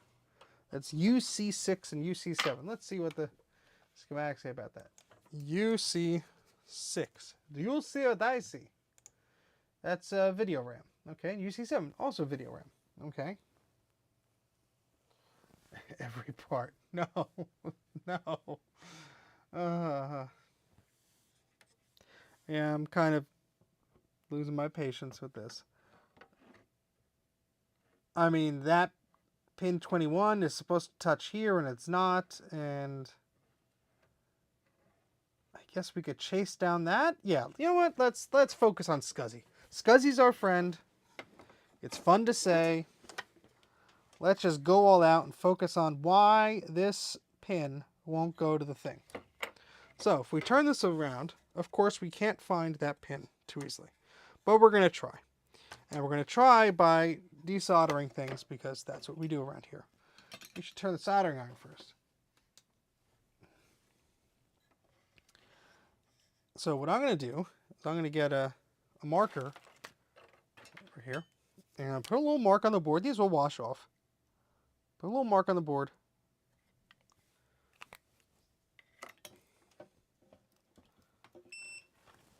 All right. And so what I'm going to do is just carefully desolder this temporary little wire thing that we put here. You know what? No, I don't have to desolder it. I could cut it in two. No, that would be stupider. I'll just desolder it. There we go. Well, it's desoldered. Good night, Reed. And what we're going to do is we're going to switch to our little multimeter probes with the clips. Turn this off. Swap the clip-a-doodle. Put the clip on. And then we're going to clip that to the end of that wire. So now we have pin 21 or whatever it is that should be connected to the swim. And we can see where that's connected on the other side of the board. If anywhere. I mean, who knows at this point, huh? Making this up as I go. So, there we go. Getting the sockets on, that's the iffy part. Oh yeah, surface mount stuff. Oh god, that's I don't want to do one of those. Like if I'm doing it for my own fun, yeah, sure. But I don't want to like have to do that like on demand for a customer or something. That just stress me out. All right, I'm just gonna randomly poke things, and this is way too zoomed in. And you're not gonna be able to see much. I apologize because I'm holding the board in an angle, but we're gonna make the best out of it. How about that? All right. So this little guy here is pretty far away from where the chip is, but it does tell us that that chip is connecting somewhere. Just curious if it's going anywhere else, like closer to the chip, which would be right here. Probably not. I mean, there are layers of this board that are like a maze.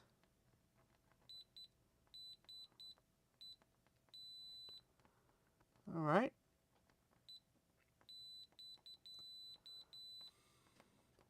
So that pin is definitely going somewhere. I mean, that does not really help us that much, but that's pin 21. And if we look at the schematic here,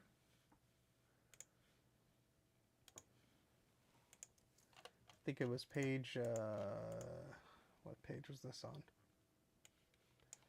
Oh, I moved the whole document. That's the ROM, that's the glue, that's the video ROM. Here we go. Yeah. This is the Scuzzy chip. So pin 21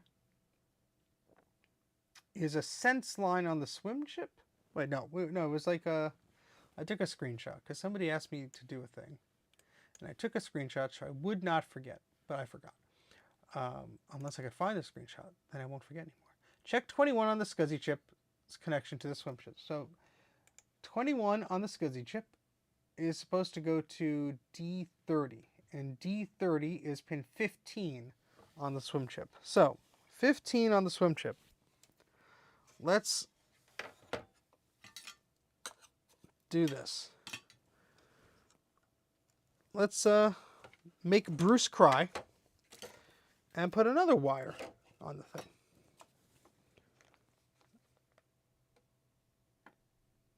I mean, my hat goes off to Bruce and Joe and people who understand the logic of these machines better. I really don't. That's something that I'm not going to say I can't do, but it's something I have a hard time in my brain doing.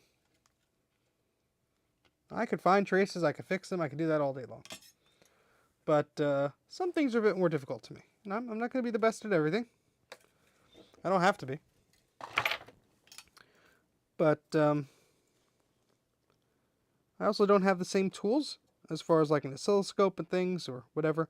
I'm sure it wouldn't be difficult to learn, but just at this point in time, that's something that is not in my toolbox. That's okay. That's all right. So, this is the swim chip, apparently. That's UJ11. And so pin 15, 1, 2, 3, 4, 5, 6, 7, 8, 9, 10, 11, 12, 13, 14, 15. That's where the little blob of solder is on. That's exactly where I would expect it to be, because otherwise we'd be in trouble. Well, not really, but my assumptions would be wrong. And then we would have went through all this sort of troubleshooting for nothing. So what I'm going to do is just stick this little wire on there, and we could put our multimeter to it, and we could do some more tests, huh? How about that? That sounds like a good idea, Steven. All right, let's do it. So, we're going to bend this. We're going to find where the heck I put the solder. Did it, like, fall on the ground? That would be embarrassing. Well, it ain't on the desk. Oh, God. Oh, boy. Oh, there it is. How did you get in there? That's quite alarming, but I found it. Oh, that's right. Tomorrow's March, and I don't have a Macintosh video. I guess I should finish my blue Scuzzy video. I just, like, if you saw the Patreon, spoiler alert, there's a section where I'm like, benchmarks go here. Yeah, that's sort of kicking my butt, because I actually have to compile a list, and yeah, that happens. So, I got that going for me. I just got to do some sort of like list of tests and publish the video. And it's been weeks. Work has been busy. And I've been live streaming, which, takes up time. All right, cool. That's pretty good. So, let's use our little clip again on the end of this wire. And let's see at the bottom of this board where that swim connection goes to. So again,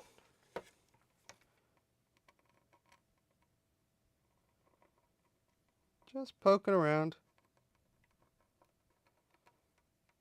Just seeing if it goes to anything. I mean, what am I really looking for? I don't know. I'm just trying to determine if maybe something around an area where it connects to looks weird, or there's something odd going on, and then I can determine, oh, that's why it's not connecting to the Scuzzy chip,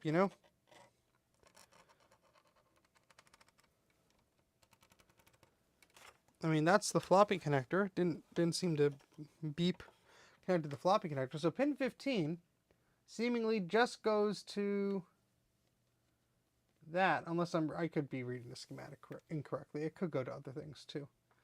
It could go to D0311 whatever that is. A few months ago I was doing pretty well reading it. But that was a few months ago.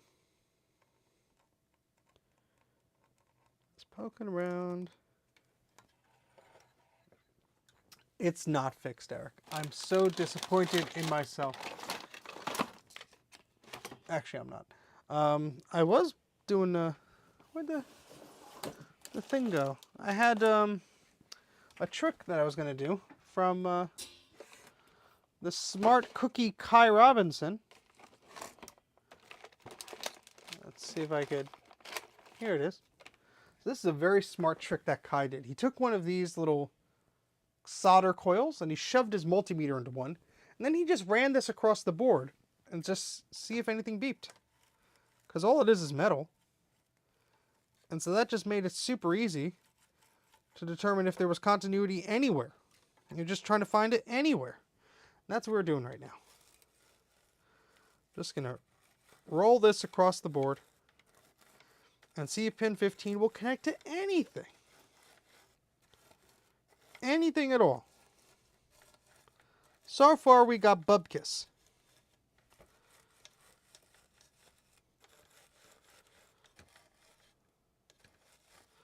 Which means that, yeah, pin 15 is not connecting where it should. And I don't know why, but it's not.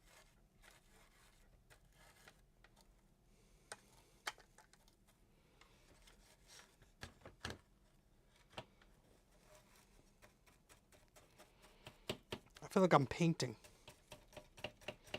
You can't see any of this because I'm on the wrong damn view. I'll tell you what, I'm getting tired. When I get tired, I get cranky. Hangry. I'm not hungry, though. I could go with a cookie. I could go for a cookie. Who wants a cookie? I want a cookie. You know what I should do? I should replace this with the other one with the clip to make my life a little easier. No, we can't have nice things, Stephen. We have to wash our hands with cold water. Why is he talking to himself like that? He's just a special boy. Don't listen to him.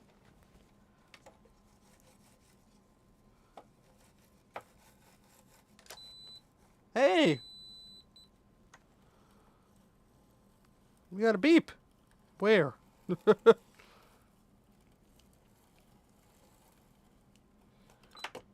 Oh. The clip is no longer connected to the cable. That's great. That's just super. Thanks for defeating the purpose of my test cable. Let's try that again. This time without being crappy. I think I'd eventually find it, hopefully, Eric. But if you really... Yep, look at that. I think I found it. And I found it!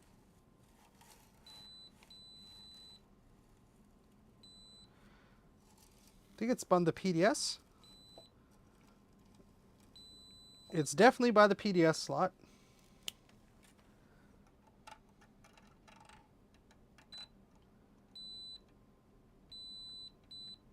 Yep, in the middle of the PDS slot there's a little beep. Okay, so now let's see if that connects to the Scuzzy pin. No, it does not. But it does to that. So the swim chip connects to that pin 15. Goes all the way up there. I guess that other thing is the PDS card. And what did we learn from that? Absolutely nothing. Oh my god, that's a terrible angle. Oh, come on. That's an even worse angle. This video is brought to you by Mac 84's Calamity Crap House. If you'd like to be in the Calamity Crap House, send $5 to Crap House, P.O. Box, CRAPHOUSE. Operators are standing by. I mean, I don't know why it's not connected. All I know is I can make beeping noises.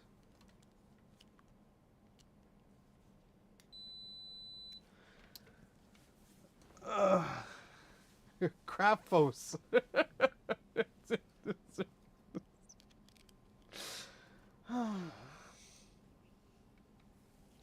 Help, Joe.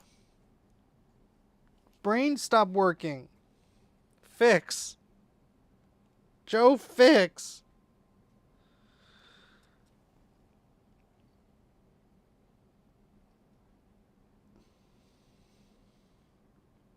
Joe's just going to come to my house with a hammer and a wheelbarrow and just bonk me over the head and wheel me to like the nearest hospital, leave me, and then just raid my basement. And that's okay. That's what friends are for.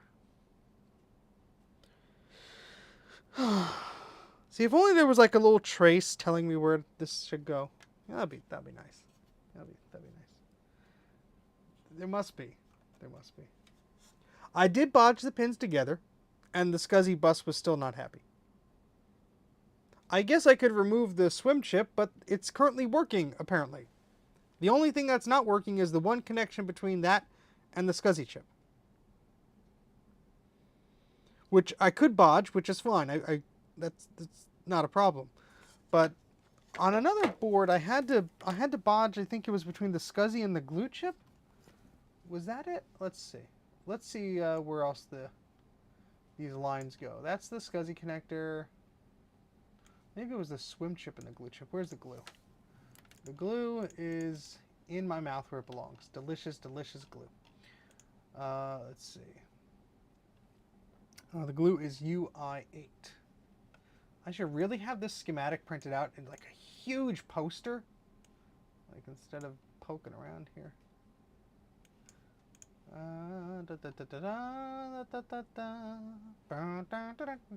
Rocky Boonga song in my head. Okay, here's the glue chip. So we have quite a few thingamajigs here. Let's talk from the glue to the Scuzzy. That sounds like a good plan, Steven. 8 hours later. Oh, come on. Just make a new window with that thing. Thank you. That's what I wanted. Now let's go to... now we have dual things on the thing. Nobody has any idea what I'm talking about. Alright, so in all seriousness, let's take a look here. So the glue chip has several commands that go to and from the Scuzzy. So maybe one of them is just sad. So Scuzzy DRQ. Let's see where the heck that is. Scuzzy DRQ. I have Scuzzy DRQ, which is pin 9 of the Scuzzy chip. Should go to pin 51 of the glue chip. Let's start counting. Yay, numbers. It's time to make another label because I'm not counting to 50 twice. Joe, you are always welcome. Bruce, it do the thing and then it don't do the thing. Does that help you? I hope not, because it doesn't help me.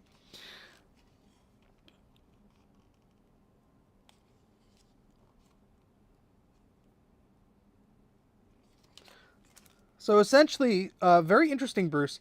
If I boot up from a System 7 floppy and use another floppy to run Snooper 2.0, we do not get the bad memory test. However, if I use my coveted Snooper 6 emergency floppy, it will run and it will say bad memory.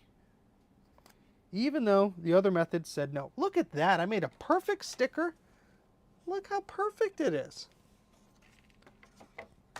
And we're gonna do a counting game, and we're gonna switch to the microscope so you can watch me do the counting game. I'm just gonna put stickers all over this board, and it's just gonna be the sticker board. Yay, stickers. Yay. Alright. Well, that's not fair. Well, which one is one? There's a dot, but it's like between them. And of course, I cover the darn thing with a sticker. Stupid idiot, Steven. You and your sticker idea. Alright. Well, that's right there. So this. That is. Oh, come on, you damn pen. You worked like a minute ago. Now I have to do that. There we go. 1. Alright. 2, 3, 4, 5, 6, 7, 8, 9, 10.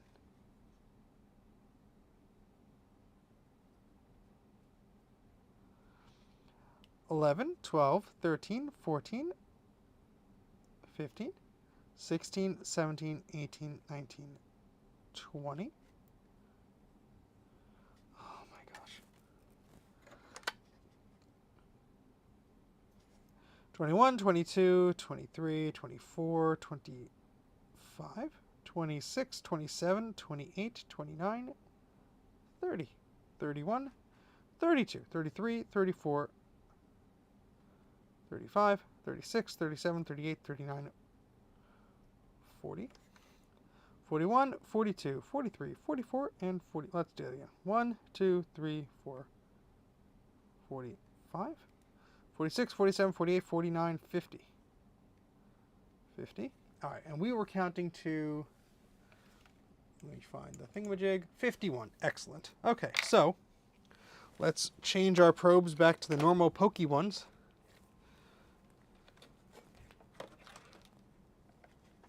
And let's start poking. Don't poke your friends, though, unless they say it's okay. Don't poke them with the multimeter, though, because that would hurt. What are you talking about, son? I don't know. Yes, I know the dot indicates 1. It's just like it was between the two. It was between the two. All right, so this is 51. Which looks a little blah, but whatever. All right, so that's 51. And then for the Scuzzy chip, Scuzzy, that's pin 9. All right, so 51 to 9.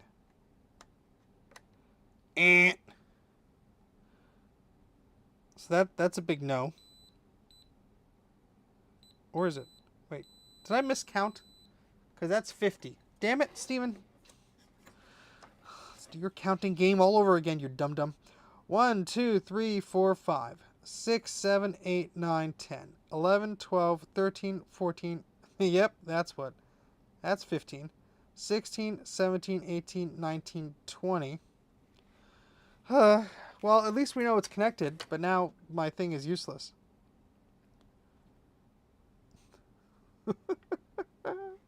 21, 22, 23, 24. Steven, you can't even count? No! My secret shame. 26, 27, 28, 29, 30. 31, 32, 33, 34. I mean, you can only laugh in situations like this. I mean, come on. 36, 37, 38, 39, 40. 41, 42, 43, 44, 45. 46, 47, 48, 49, 50. And this is 51 right there. Okay. So, at least we know that this thingamajig, which is 51, goes to where it should. So let's continue with this, whatever the heck we do. So that goes to that. Let's see. Scuzzy DAC goes to pin 65. What the heck is a Scuzzy DAC? Well, whatever it is on pin 11. So let's continue with our crazy numbering. Let's do it right this time. 50, 51, 52, 53, 54, 55, 56, 57, 58, 59, 60, 61, 62, 63, 64, 65, 66, 67, 68, 69, 70. 70, wait, 6, 7, 8, 9, 0. 1, 2, 3, 4, wait. 1, 2, 3, 4. 75. 76, 77, 78, 79, 80, 81, 82, 83, 45. Okay, so 61 is it? Yes, Scuzzy DAC. Scuzzy DAC. 65 rather. So 65 is in this region here. Just shove it there. And then Scuzzy DAC is pin 11. So that should be there. And that's fine too. Excellente. 1, 2, 3, 4, 5, 6, 7, 9, 10, 11, 12. Alright, where else we go? Scuzzy land. 6. IOW, which is pin 18 on the Scuzzy chip, should go to pin 68. Alright, so that's 68. And IOW is 18. So that's 20. That should be 20, 19, 18. That's 18. Uh-oh, we don't got it. That's, again, on the Scuzzy chip, IOW, which is 18. Has a little asterisk next to it. I don't know what the hell that means. Anybody know what an asterisk means on a thingamajig? Schematic? So 68 goes to IOW. Oh, well, on the glue chip it's called IOWN, but on the Scuzzy chip it's called IOW, but it's saying it's the same thing, but whatever. So that says 6. IOW. Oh, 3. Wait a second. Oh, page 3, page 6. Yeah, okay, that makes sense. Because this is page 6, and that's page 3. Alright, so again, this is supposed to be pin 18. That's 20, 19. So that's 18.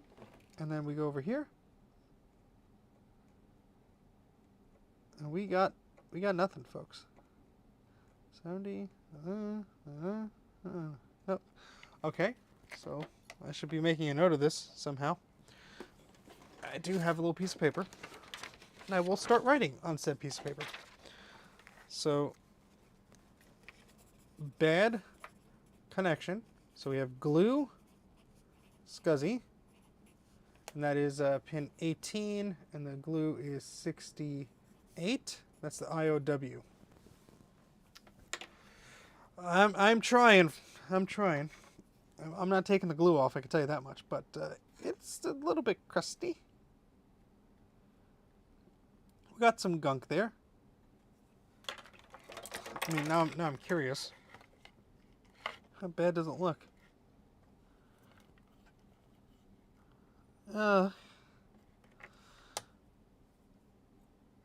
What the heck?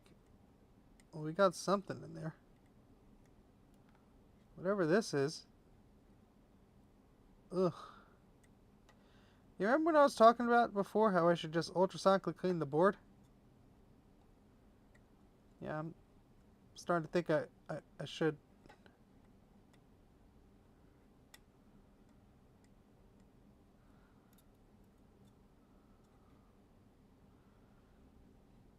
Yuck.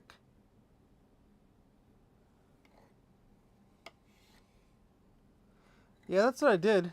I did like a little sweep of a probe. I'll do it again. Couldn't wait. So again, this is pin, what is it, 11? No, 18. Duh. This guy in the corner. Let me just go, whee!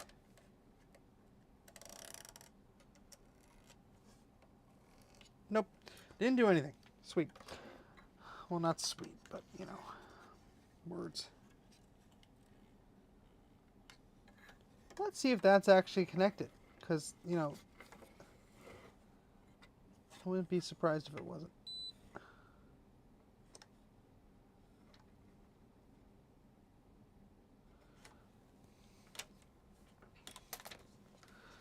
Let's take a look at an angle.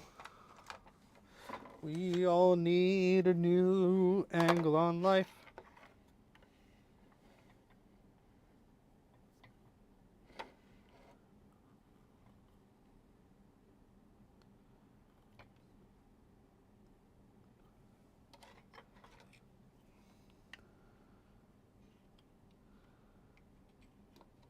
Where's the stupid scalpel? Come on.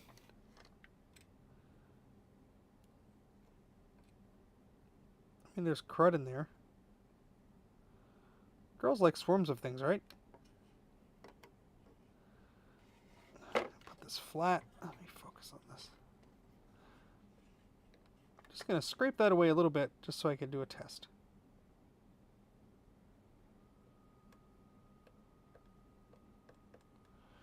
So now I should be able to do a continuity between those two things. If not, we have a problem. Oh, sweet baby Jesus.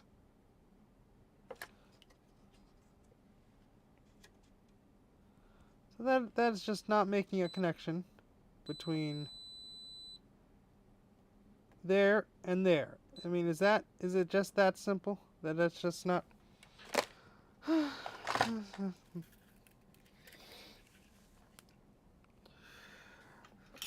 If I start singing that song, it's just gonna Everyone's gonna be singing it. There'll be a copyright strike. There won't.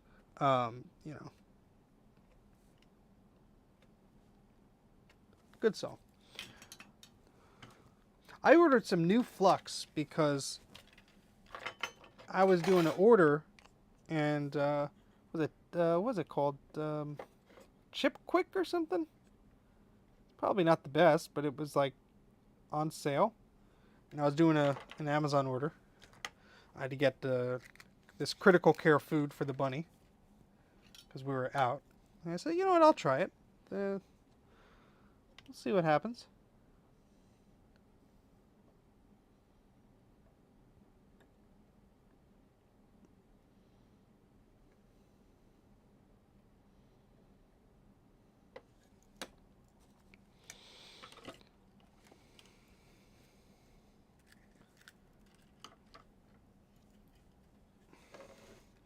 This is the capacitor job that never ends. We just keep putting caps on, my friend.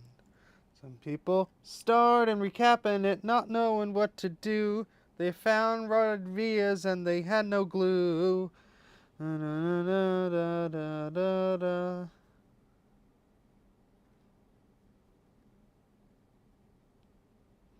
Almost burned myself. That's probably what I get for singing.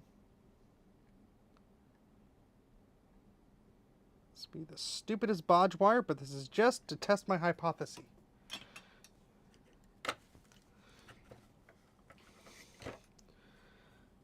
This is the corroded board that never ends.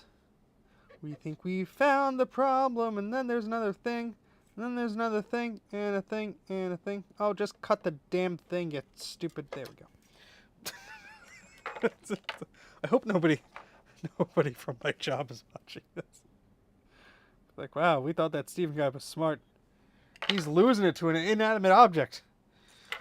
You better fire him right away. Please, no. I like living in a house with heat and food. What am I doing? That's a tweezer. Oh, God. Oh, God, you're killing me. Oh, God, you're killing me. There. You better beep connected now, you son of a so-and-so. Beep. Heck yeah. Oh, God.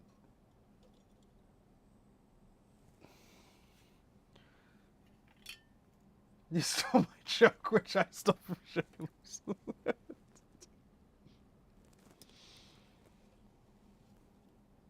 If that lamb doesn't like the way I do business, that lamb could come down here and, I don't know.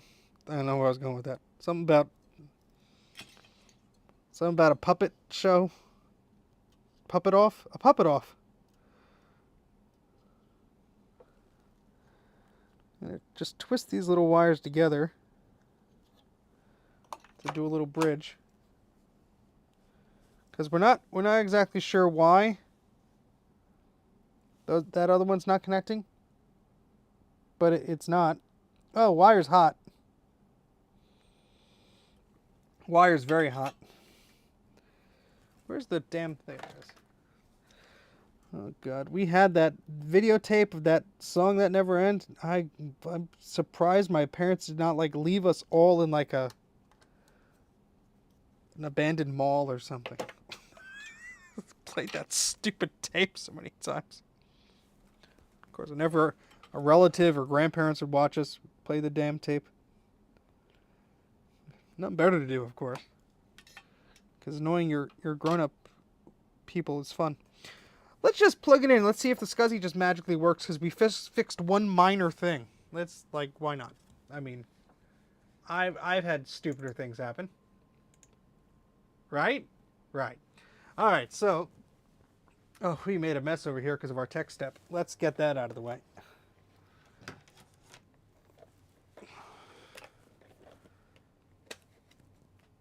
Let's see. Scuzzy cable, go here.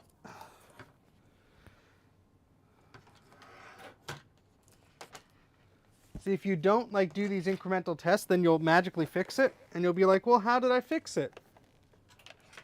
Magically. Okay.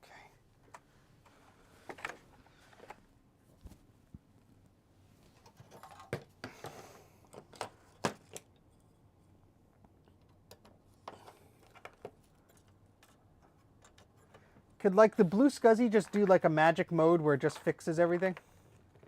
I'd buy like 1,000,000 of those.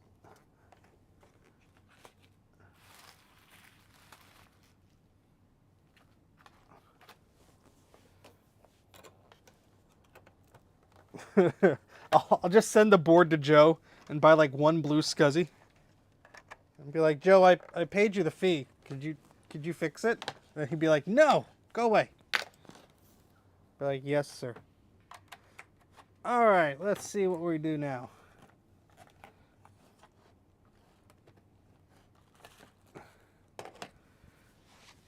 Oh boy.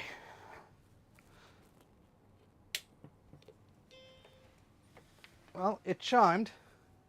Nothing caught on fire. And I need to change the camera so you see what I see.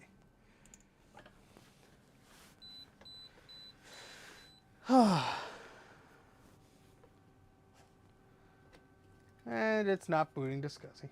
Why should it?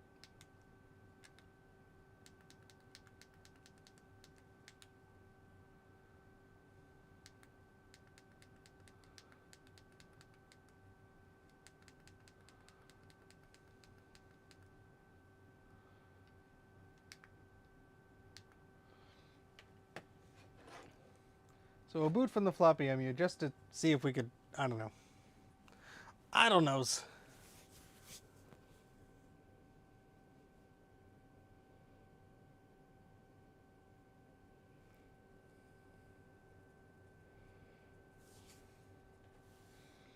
They said it was Mac 84 proof, but he broke it.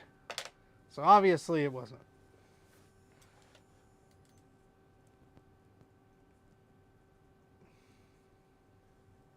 Searching for Scuzzy drives, we won't find anything.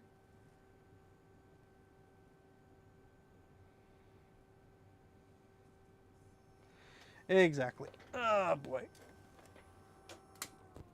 Well, let's try an external blue Scuzzy. Why not?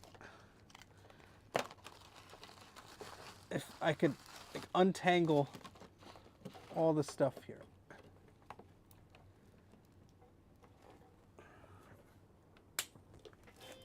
Bing!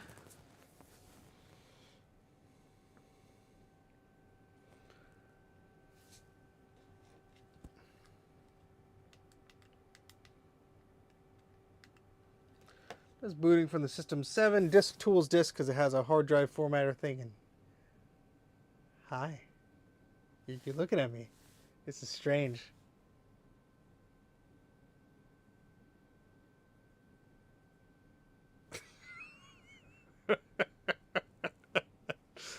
I'm going to wrap it up, sir, and I'm losing my freaking mind here. Steve, you've already lost me your mind. I know.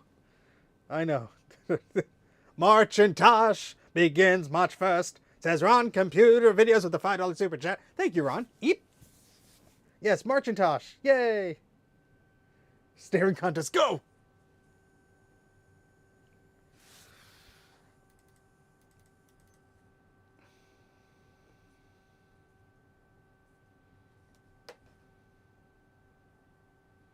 I mean, the Scuzzy drives are getting power, so that's good enough at least. Thank you very much for the super chat, Ron. Eep. Yes, Macintosh begins March 1st. Go to marcintosh.com. Marcintosh.com for all the Macintosh things. Basically, make content about Macintoshes. Macintoshes? There'll be Flanders. Make content about Macintoshes in the month of March. It could be a video. It could be a poem. It could be a Venn diagram of how I lost my mind working on Macintoshes. And anything creative. You could think of the things. Anything creative. Please do. Oh boy. It's a good thing my wife doesn't watch any of these streams. She's like, you're weirder on the thing. What's wrong with you? A lot of things. Okay, so let's continue pinning this out. All right, so we have... I'm just basically looking for anything that connects to the Scuzzy chip from the glue. And so far... those R's... No, that's the thing. Well, that's good. That's a thing. No, that's... No. Wait. No. What comes after 12? No, that's... No. Okay. Scuzzy. So, 24. Let's do pin 24. So let's turn our multimeter again.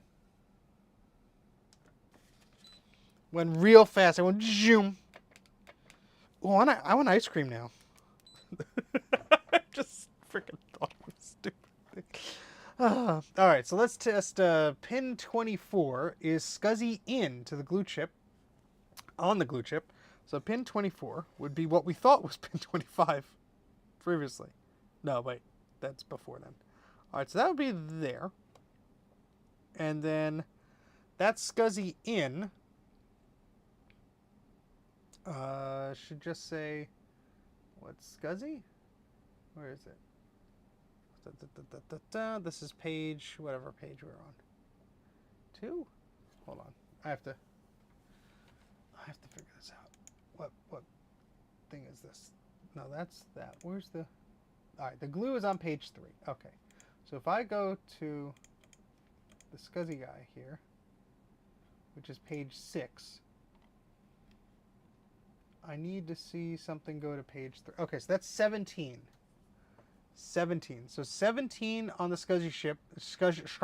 On the Scuzzy chip. 17 on the Scuzzy chip should go to 24 on the glue. So 17 on the Scuzzy would be right there. And then 24.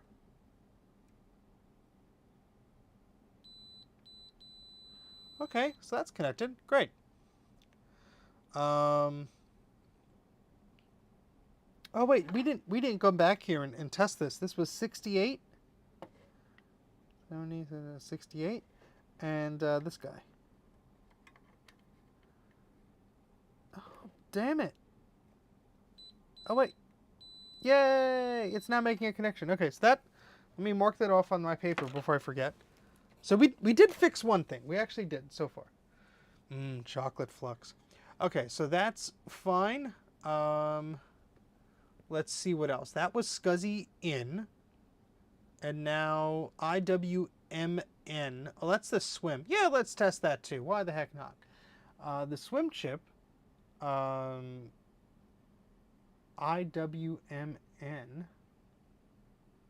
Where is that?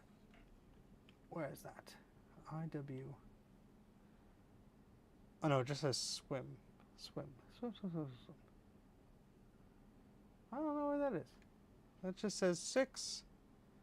That's 26. I'm confused.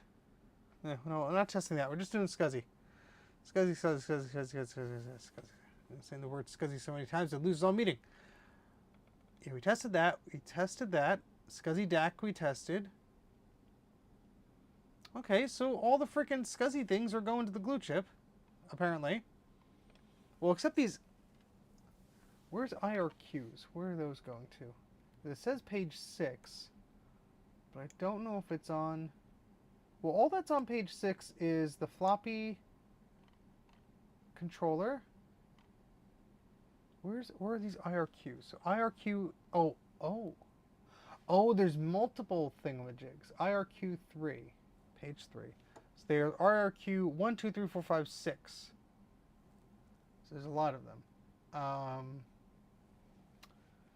So let me try and figure this out. I figured this out before, and then I got dumb, and I couldn't do it anymore. So IRQ on this... I'm sorry. No, that's different. IRQ. Where the hell is IRQ on this? I'm looking at IRO. That's different. DRQ. Scuzzy DRQ. Where's IRQ? IRQ. Well, I could do a little search-a-doodle. IRQ.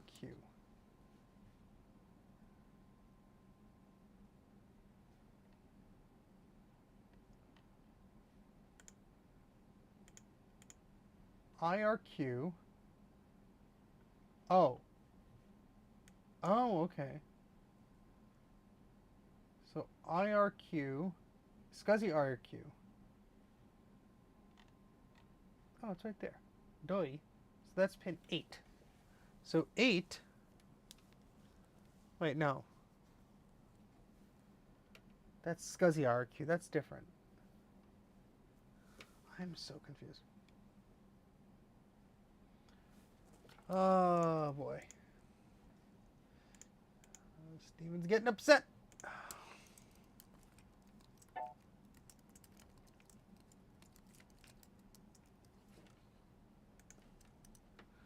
All right, so go back to page 6. Now, page 3 is where the glue's on. But there's also a whole other bunch of crap on this page. There's a bunch of things. I don't know, banks. Yeah, let's just say banks. RAM stuff. Yeah, there we go. Yeah, they got the RAM stuff. All right, so IOR, I thought we tested on the glue already. If it even goes there, I don't think it does. No, there's IRQ. Oh, Scuzzy IRQ. Yeah, we tested that. I thought we did 51, right? So Scuzzy IRQ was 9. All right, let's just do it again. Yeah, we did that already. Well, let's do it again. Why the hell not? 51. And then 9. Yeah, that's fine. Scuzzy DAC we tested. IOR, that was the one that, yeah, IOR is 66. Yes, that was this one, I think. 66, and IOR, is that? IOR, yeah. Yeah, that's 19 on this, so that's 20. Yep, that's fine. Just double checking here. And then the IOW was 68, and that goes to this one here, which is there. Yeah.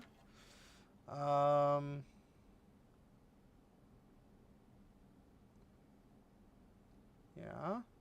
And then that's 9, so that can't be it.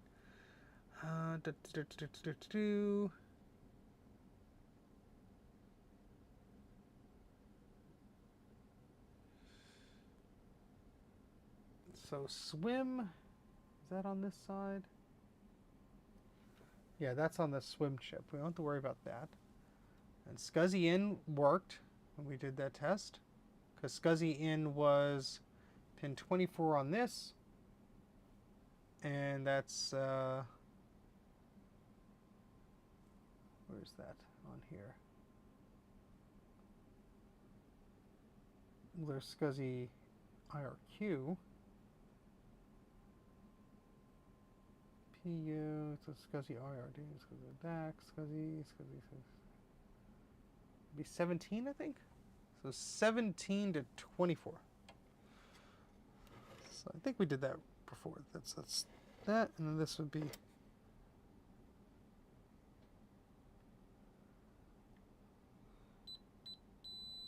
Yep, that's fine. What the heck?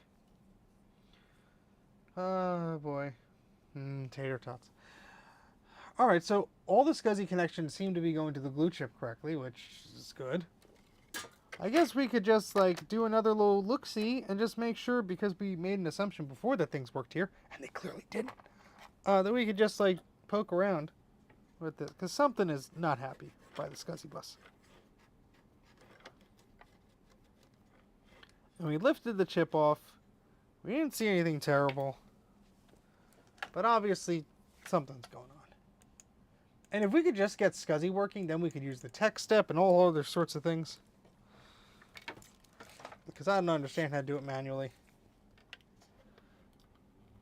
And yes, that's still bridged together. Beep, beep, beep.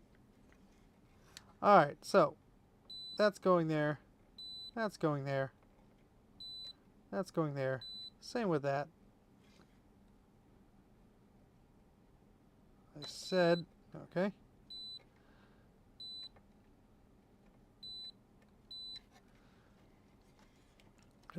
Just seeing what's close enough here, just to. Thank goodness. This goes there. This goes around there. With these fuses, that's fine. That's fine. I can put this in. I don't know my other guy here. Yeah.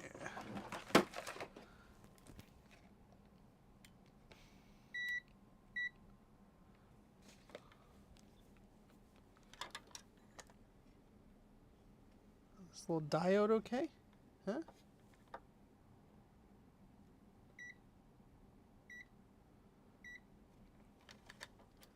I forgot how to do the diode thingamajig. Wouldn't it be funny if that was the cause of it? I don't know. Probably not. Wouldn't be funny.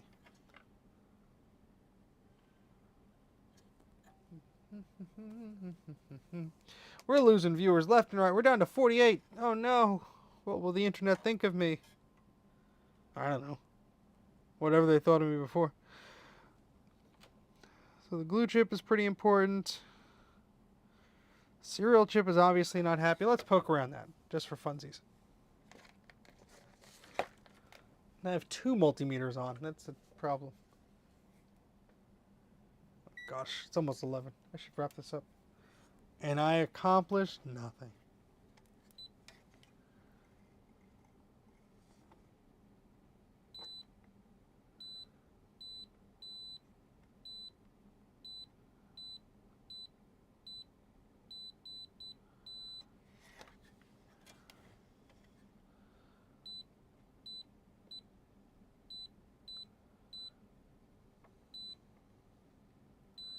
I probably did this already, but I can't remember.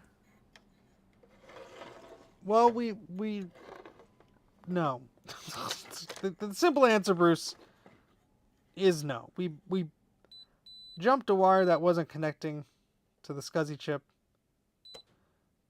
and it didn't seem to make any difference. So the next thing I'm going to do is just ultrasonically clean this damn board and see if that makes any difference. At this point, I'm stumped. Stump-diddly-umped. Did that side already. My back is hurting. My neck is starting to hurt. You know, normal things. So you streaming after me, Bruce? I mean, it's a whole new day where you are, pal.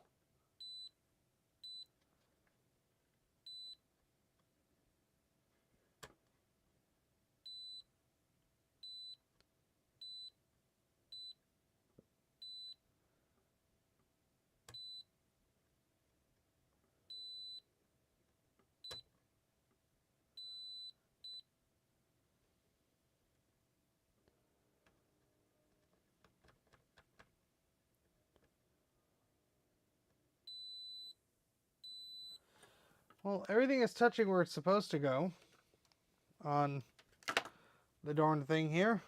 So, I mean, yeah, the serial chip could be bad, but I don't really understand what's going on there. I mean, we do have some leads of it going from here over in here. There, let's check those two. Let's see. That's fine. They come all the way down here and go somewhere under here. That's great.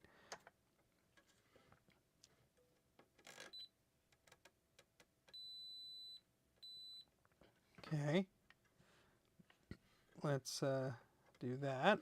Just like see where that goes.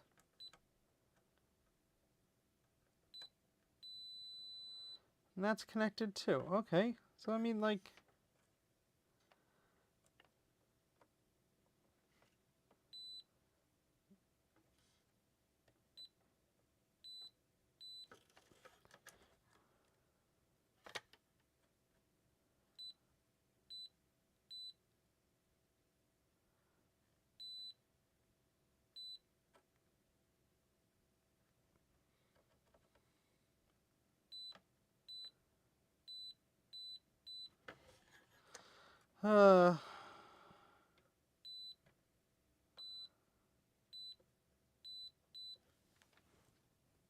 I'm still bashing my head against the wall, yes. We only found one connection to this between the Scuzzy and the glue that wasn't connecting. And we connected it. And it didn't make any difference. Don't make no difference. The hell, is this not connecting? Or is there just a lot of crap on here?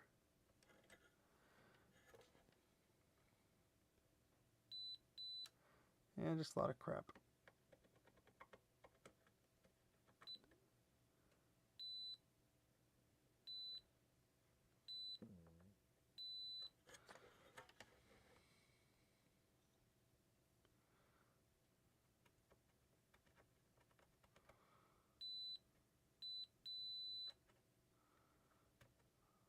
Just a lot of crud. Crud chips. Get your crud chips here.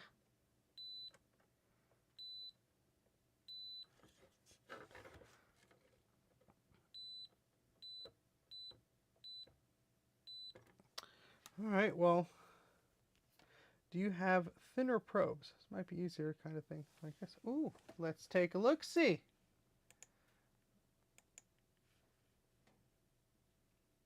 Oh, I should get thinner probes. 86 wing wangs. Oof. I'll find an equivalent, but that's a good idea. Can you lose count on that chip? I'm sure I can. You know, it's almost 11 p.m. here. I have a long day. I could count 1, 2, 5. That's about what I do. A little baby solder ball there. Get you out of the way. Again, the sound chip looks like crap, but it produces sound. So, whoop-de-free. Okay. Did anybody else just see that? You know, the capacitor just fall off. Yeah, that's fine. That's totally fine. It's totally fine. I mean, I didn't recap this board, so.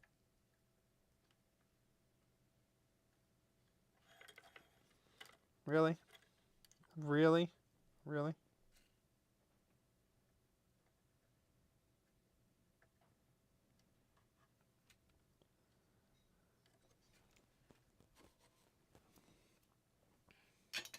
Yes. No, that's a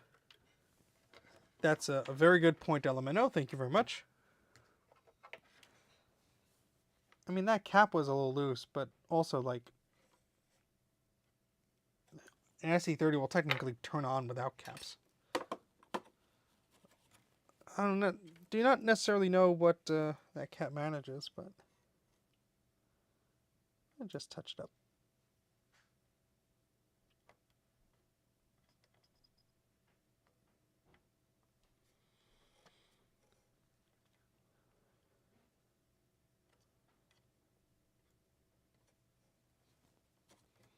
Let's just double check that. Yeah, I should get thinner probes. The other multimeter I have, well, not that one. I had one, an old one that had a little bit slightly thinner probes, but nothing nothing as thin as the other ones you just showed. All right, and then this.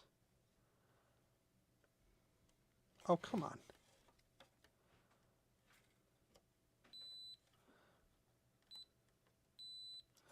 I'm trusting nothing now. I mean, I can't test this cap. I didn't put that on. But I mean, it's not going anywhere, so it's not like it's loose. Just give these a little nudge.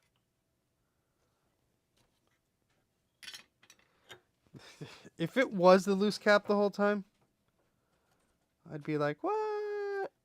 But no, I don't think it was the loose cap. Oh boy.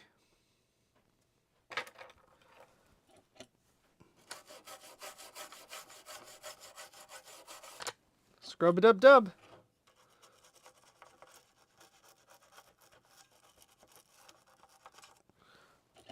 No, my doodle's on the Scuzzy chip.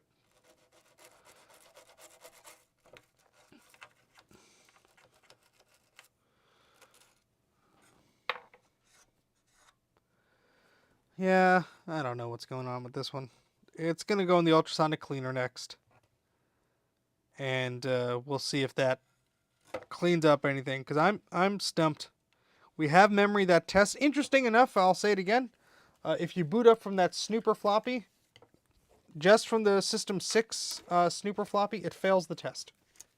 But if you boot up from a System 7 floppy and use a second floppy drive to run that same app from a separate version, not the one that's just on the emergency disk, it'll pass the memory test. So something's going on there. Don't exactly know what, but something is certainly going on there.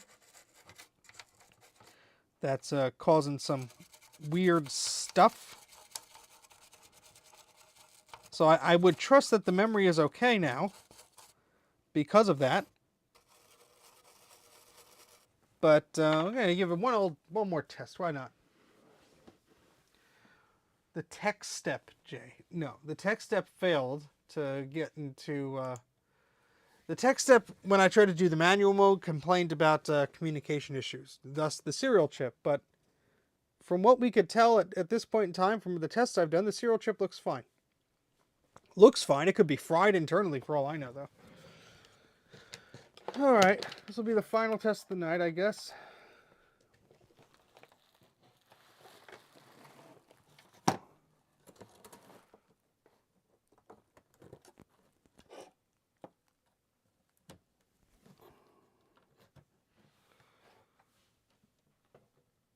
Alright, so we got memory, we got the ROM, we got the floppy MU, plugging in Scuzzy just for funsies. And let's turn her on. And we'll switch to the camera again.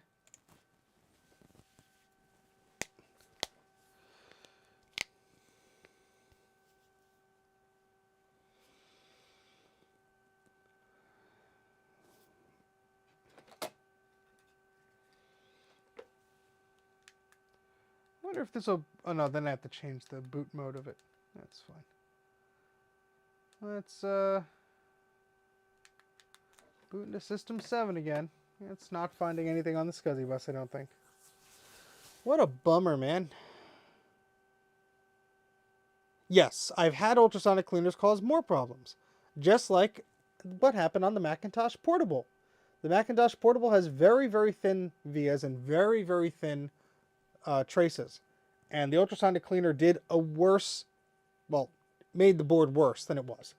I was only having like 1 or 2 minor issues. Putting the ultrasonic cleaner, then I was having more issues.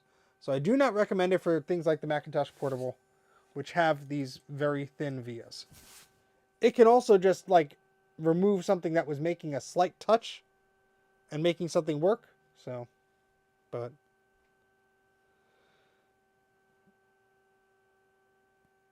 yeah, it's not going to find anything. What a pain in the butt.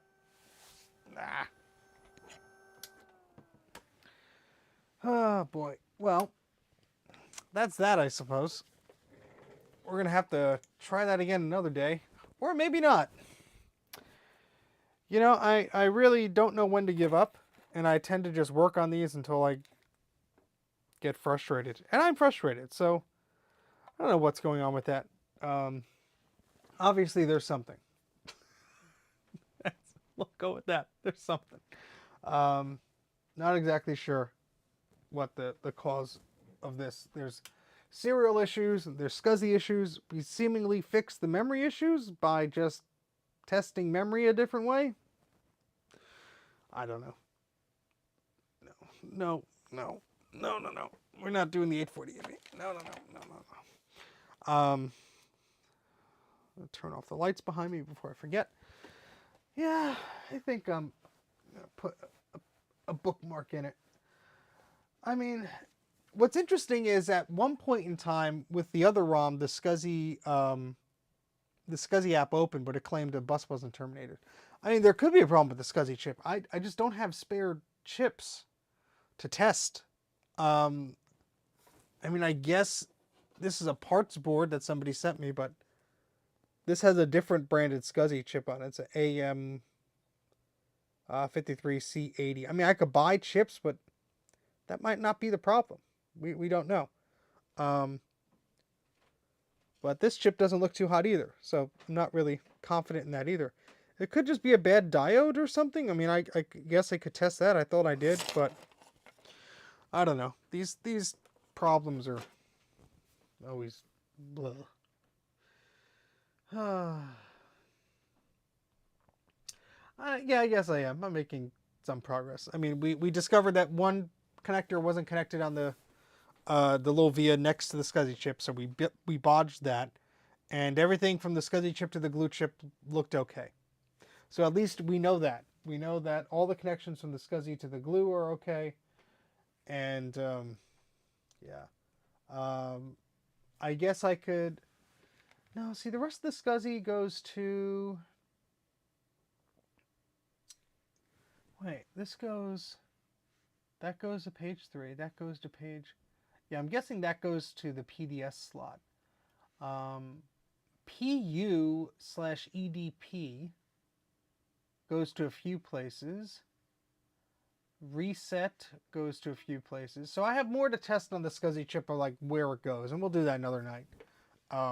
I would really like to nick the Scuzzy issue first. The serial problems, we'll figure that out, but the Scuzzy issue is what I'm figuring out. No, I'm using a beautifully redrawn schematic. That is so much better. Has color and everything. It's on GitHub. I'll put a link in the thingy.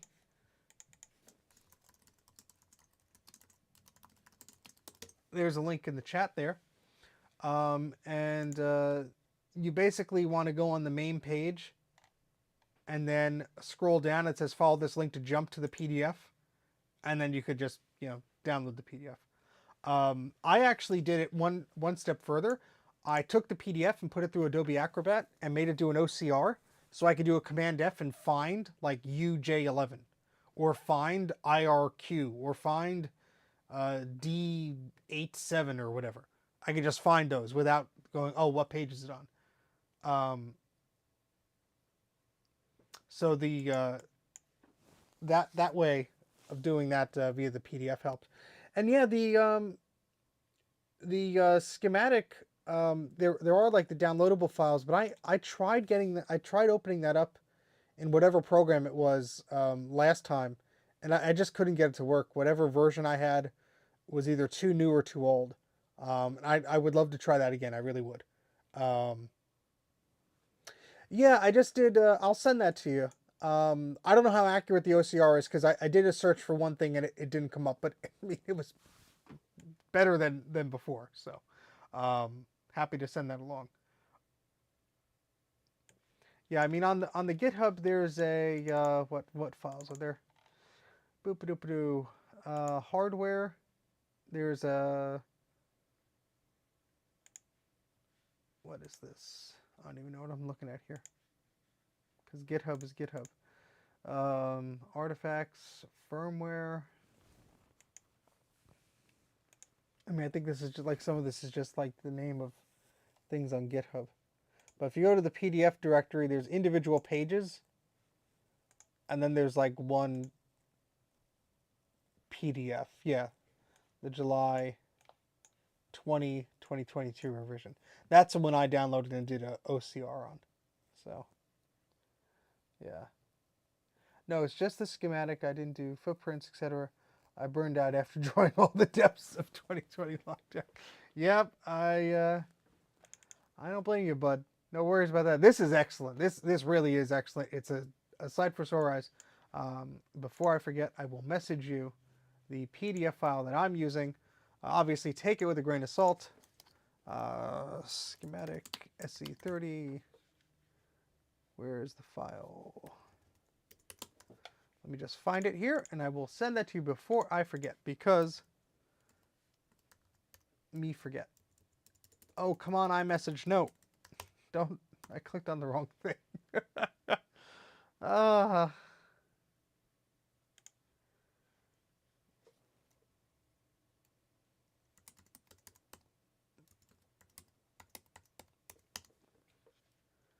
I'll just do it over Discord. iMessage is having a fit. Oh, thank you very much, eVibes. Eep! I appreciate that. That's the first super chat from you, according to YouTube here. So I really appreciate it. Thank you very much.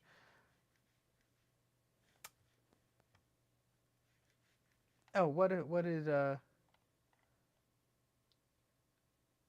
I think I opened up the KiCad like version 5 or 4, and whatever it is, it kept complaining that it couldn't find the right library or something.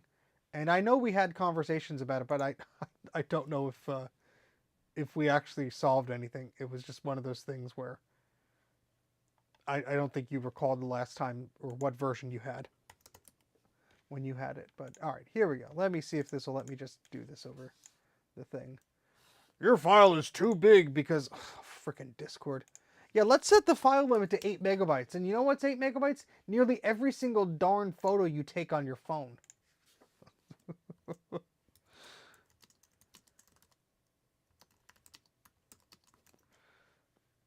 All right, so let me just upload this somewhere. I'm just doing this now because I will forget.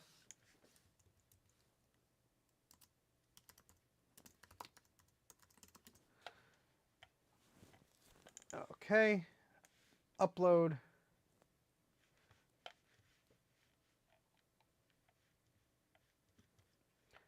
And let's rename this to OCR V1. And you need more Google Drive storage. Yes, I know I do. Share, copy, done, and send away. Okay, great. So then that can be updated in the repro.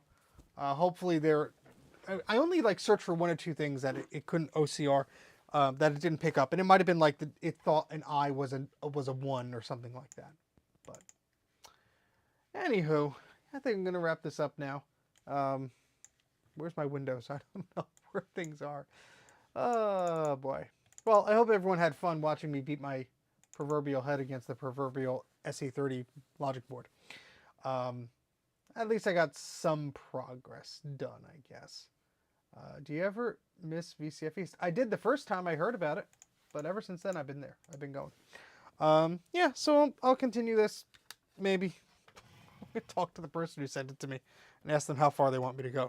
Because I can't in good conscience just be clipping away at this forever and just charge the flat rate that I was, because that's not fair to me. I mean, let's be brutally honest. When all said is done and go, oh yeah, I spent like 2 weeks pouring over this board, give me $100. I don't think that's fair to me. So anyway, at least this was fun, I guess. I'll be less surly in the morning. I'll have some ice cream. That'll cheer me up. Anywho, hope you guys are doing well. Thank you very much for tuning in. Thank you very much for the super chats. Thank you very much for the likes, subscribes, and all that fun stuff. I hope this was as fun and entertaining as I thought it was in my brain when I clicked stream a few hours ago. But we've been doing this for about 3 hours and 30 minutes. So I'll catch you all later. Don't forget, Macintosh, March 1st. Go to marchintosh.com. I'm going to put it in the chat doodle right now. http://www.marchintosh.com. EEP. Go visit there. The rules and all the stuff are there to do the thing. It's fun. Trust me, we had a blast last year. Hopefully it'll just be as successful this year. That's about it for now. Thank you so much for watching. I'll hopefully be streaming or releasing a video sometime soon. And that's about it. See you later. Bye.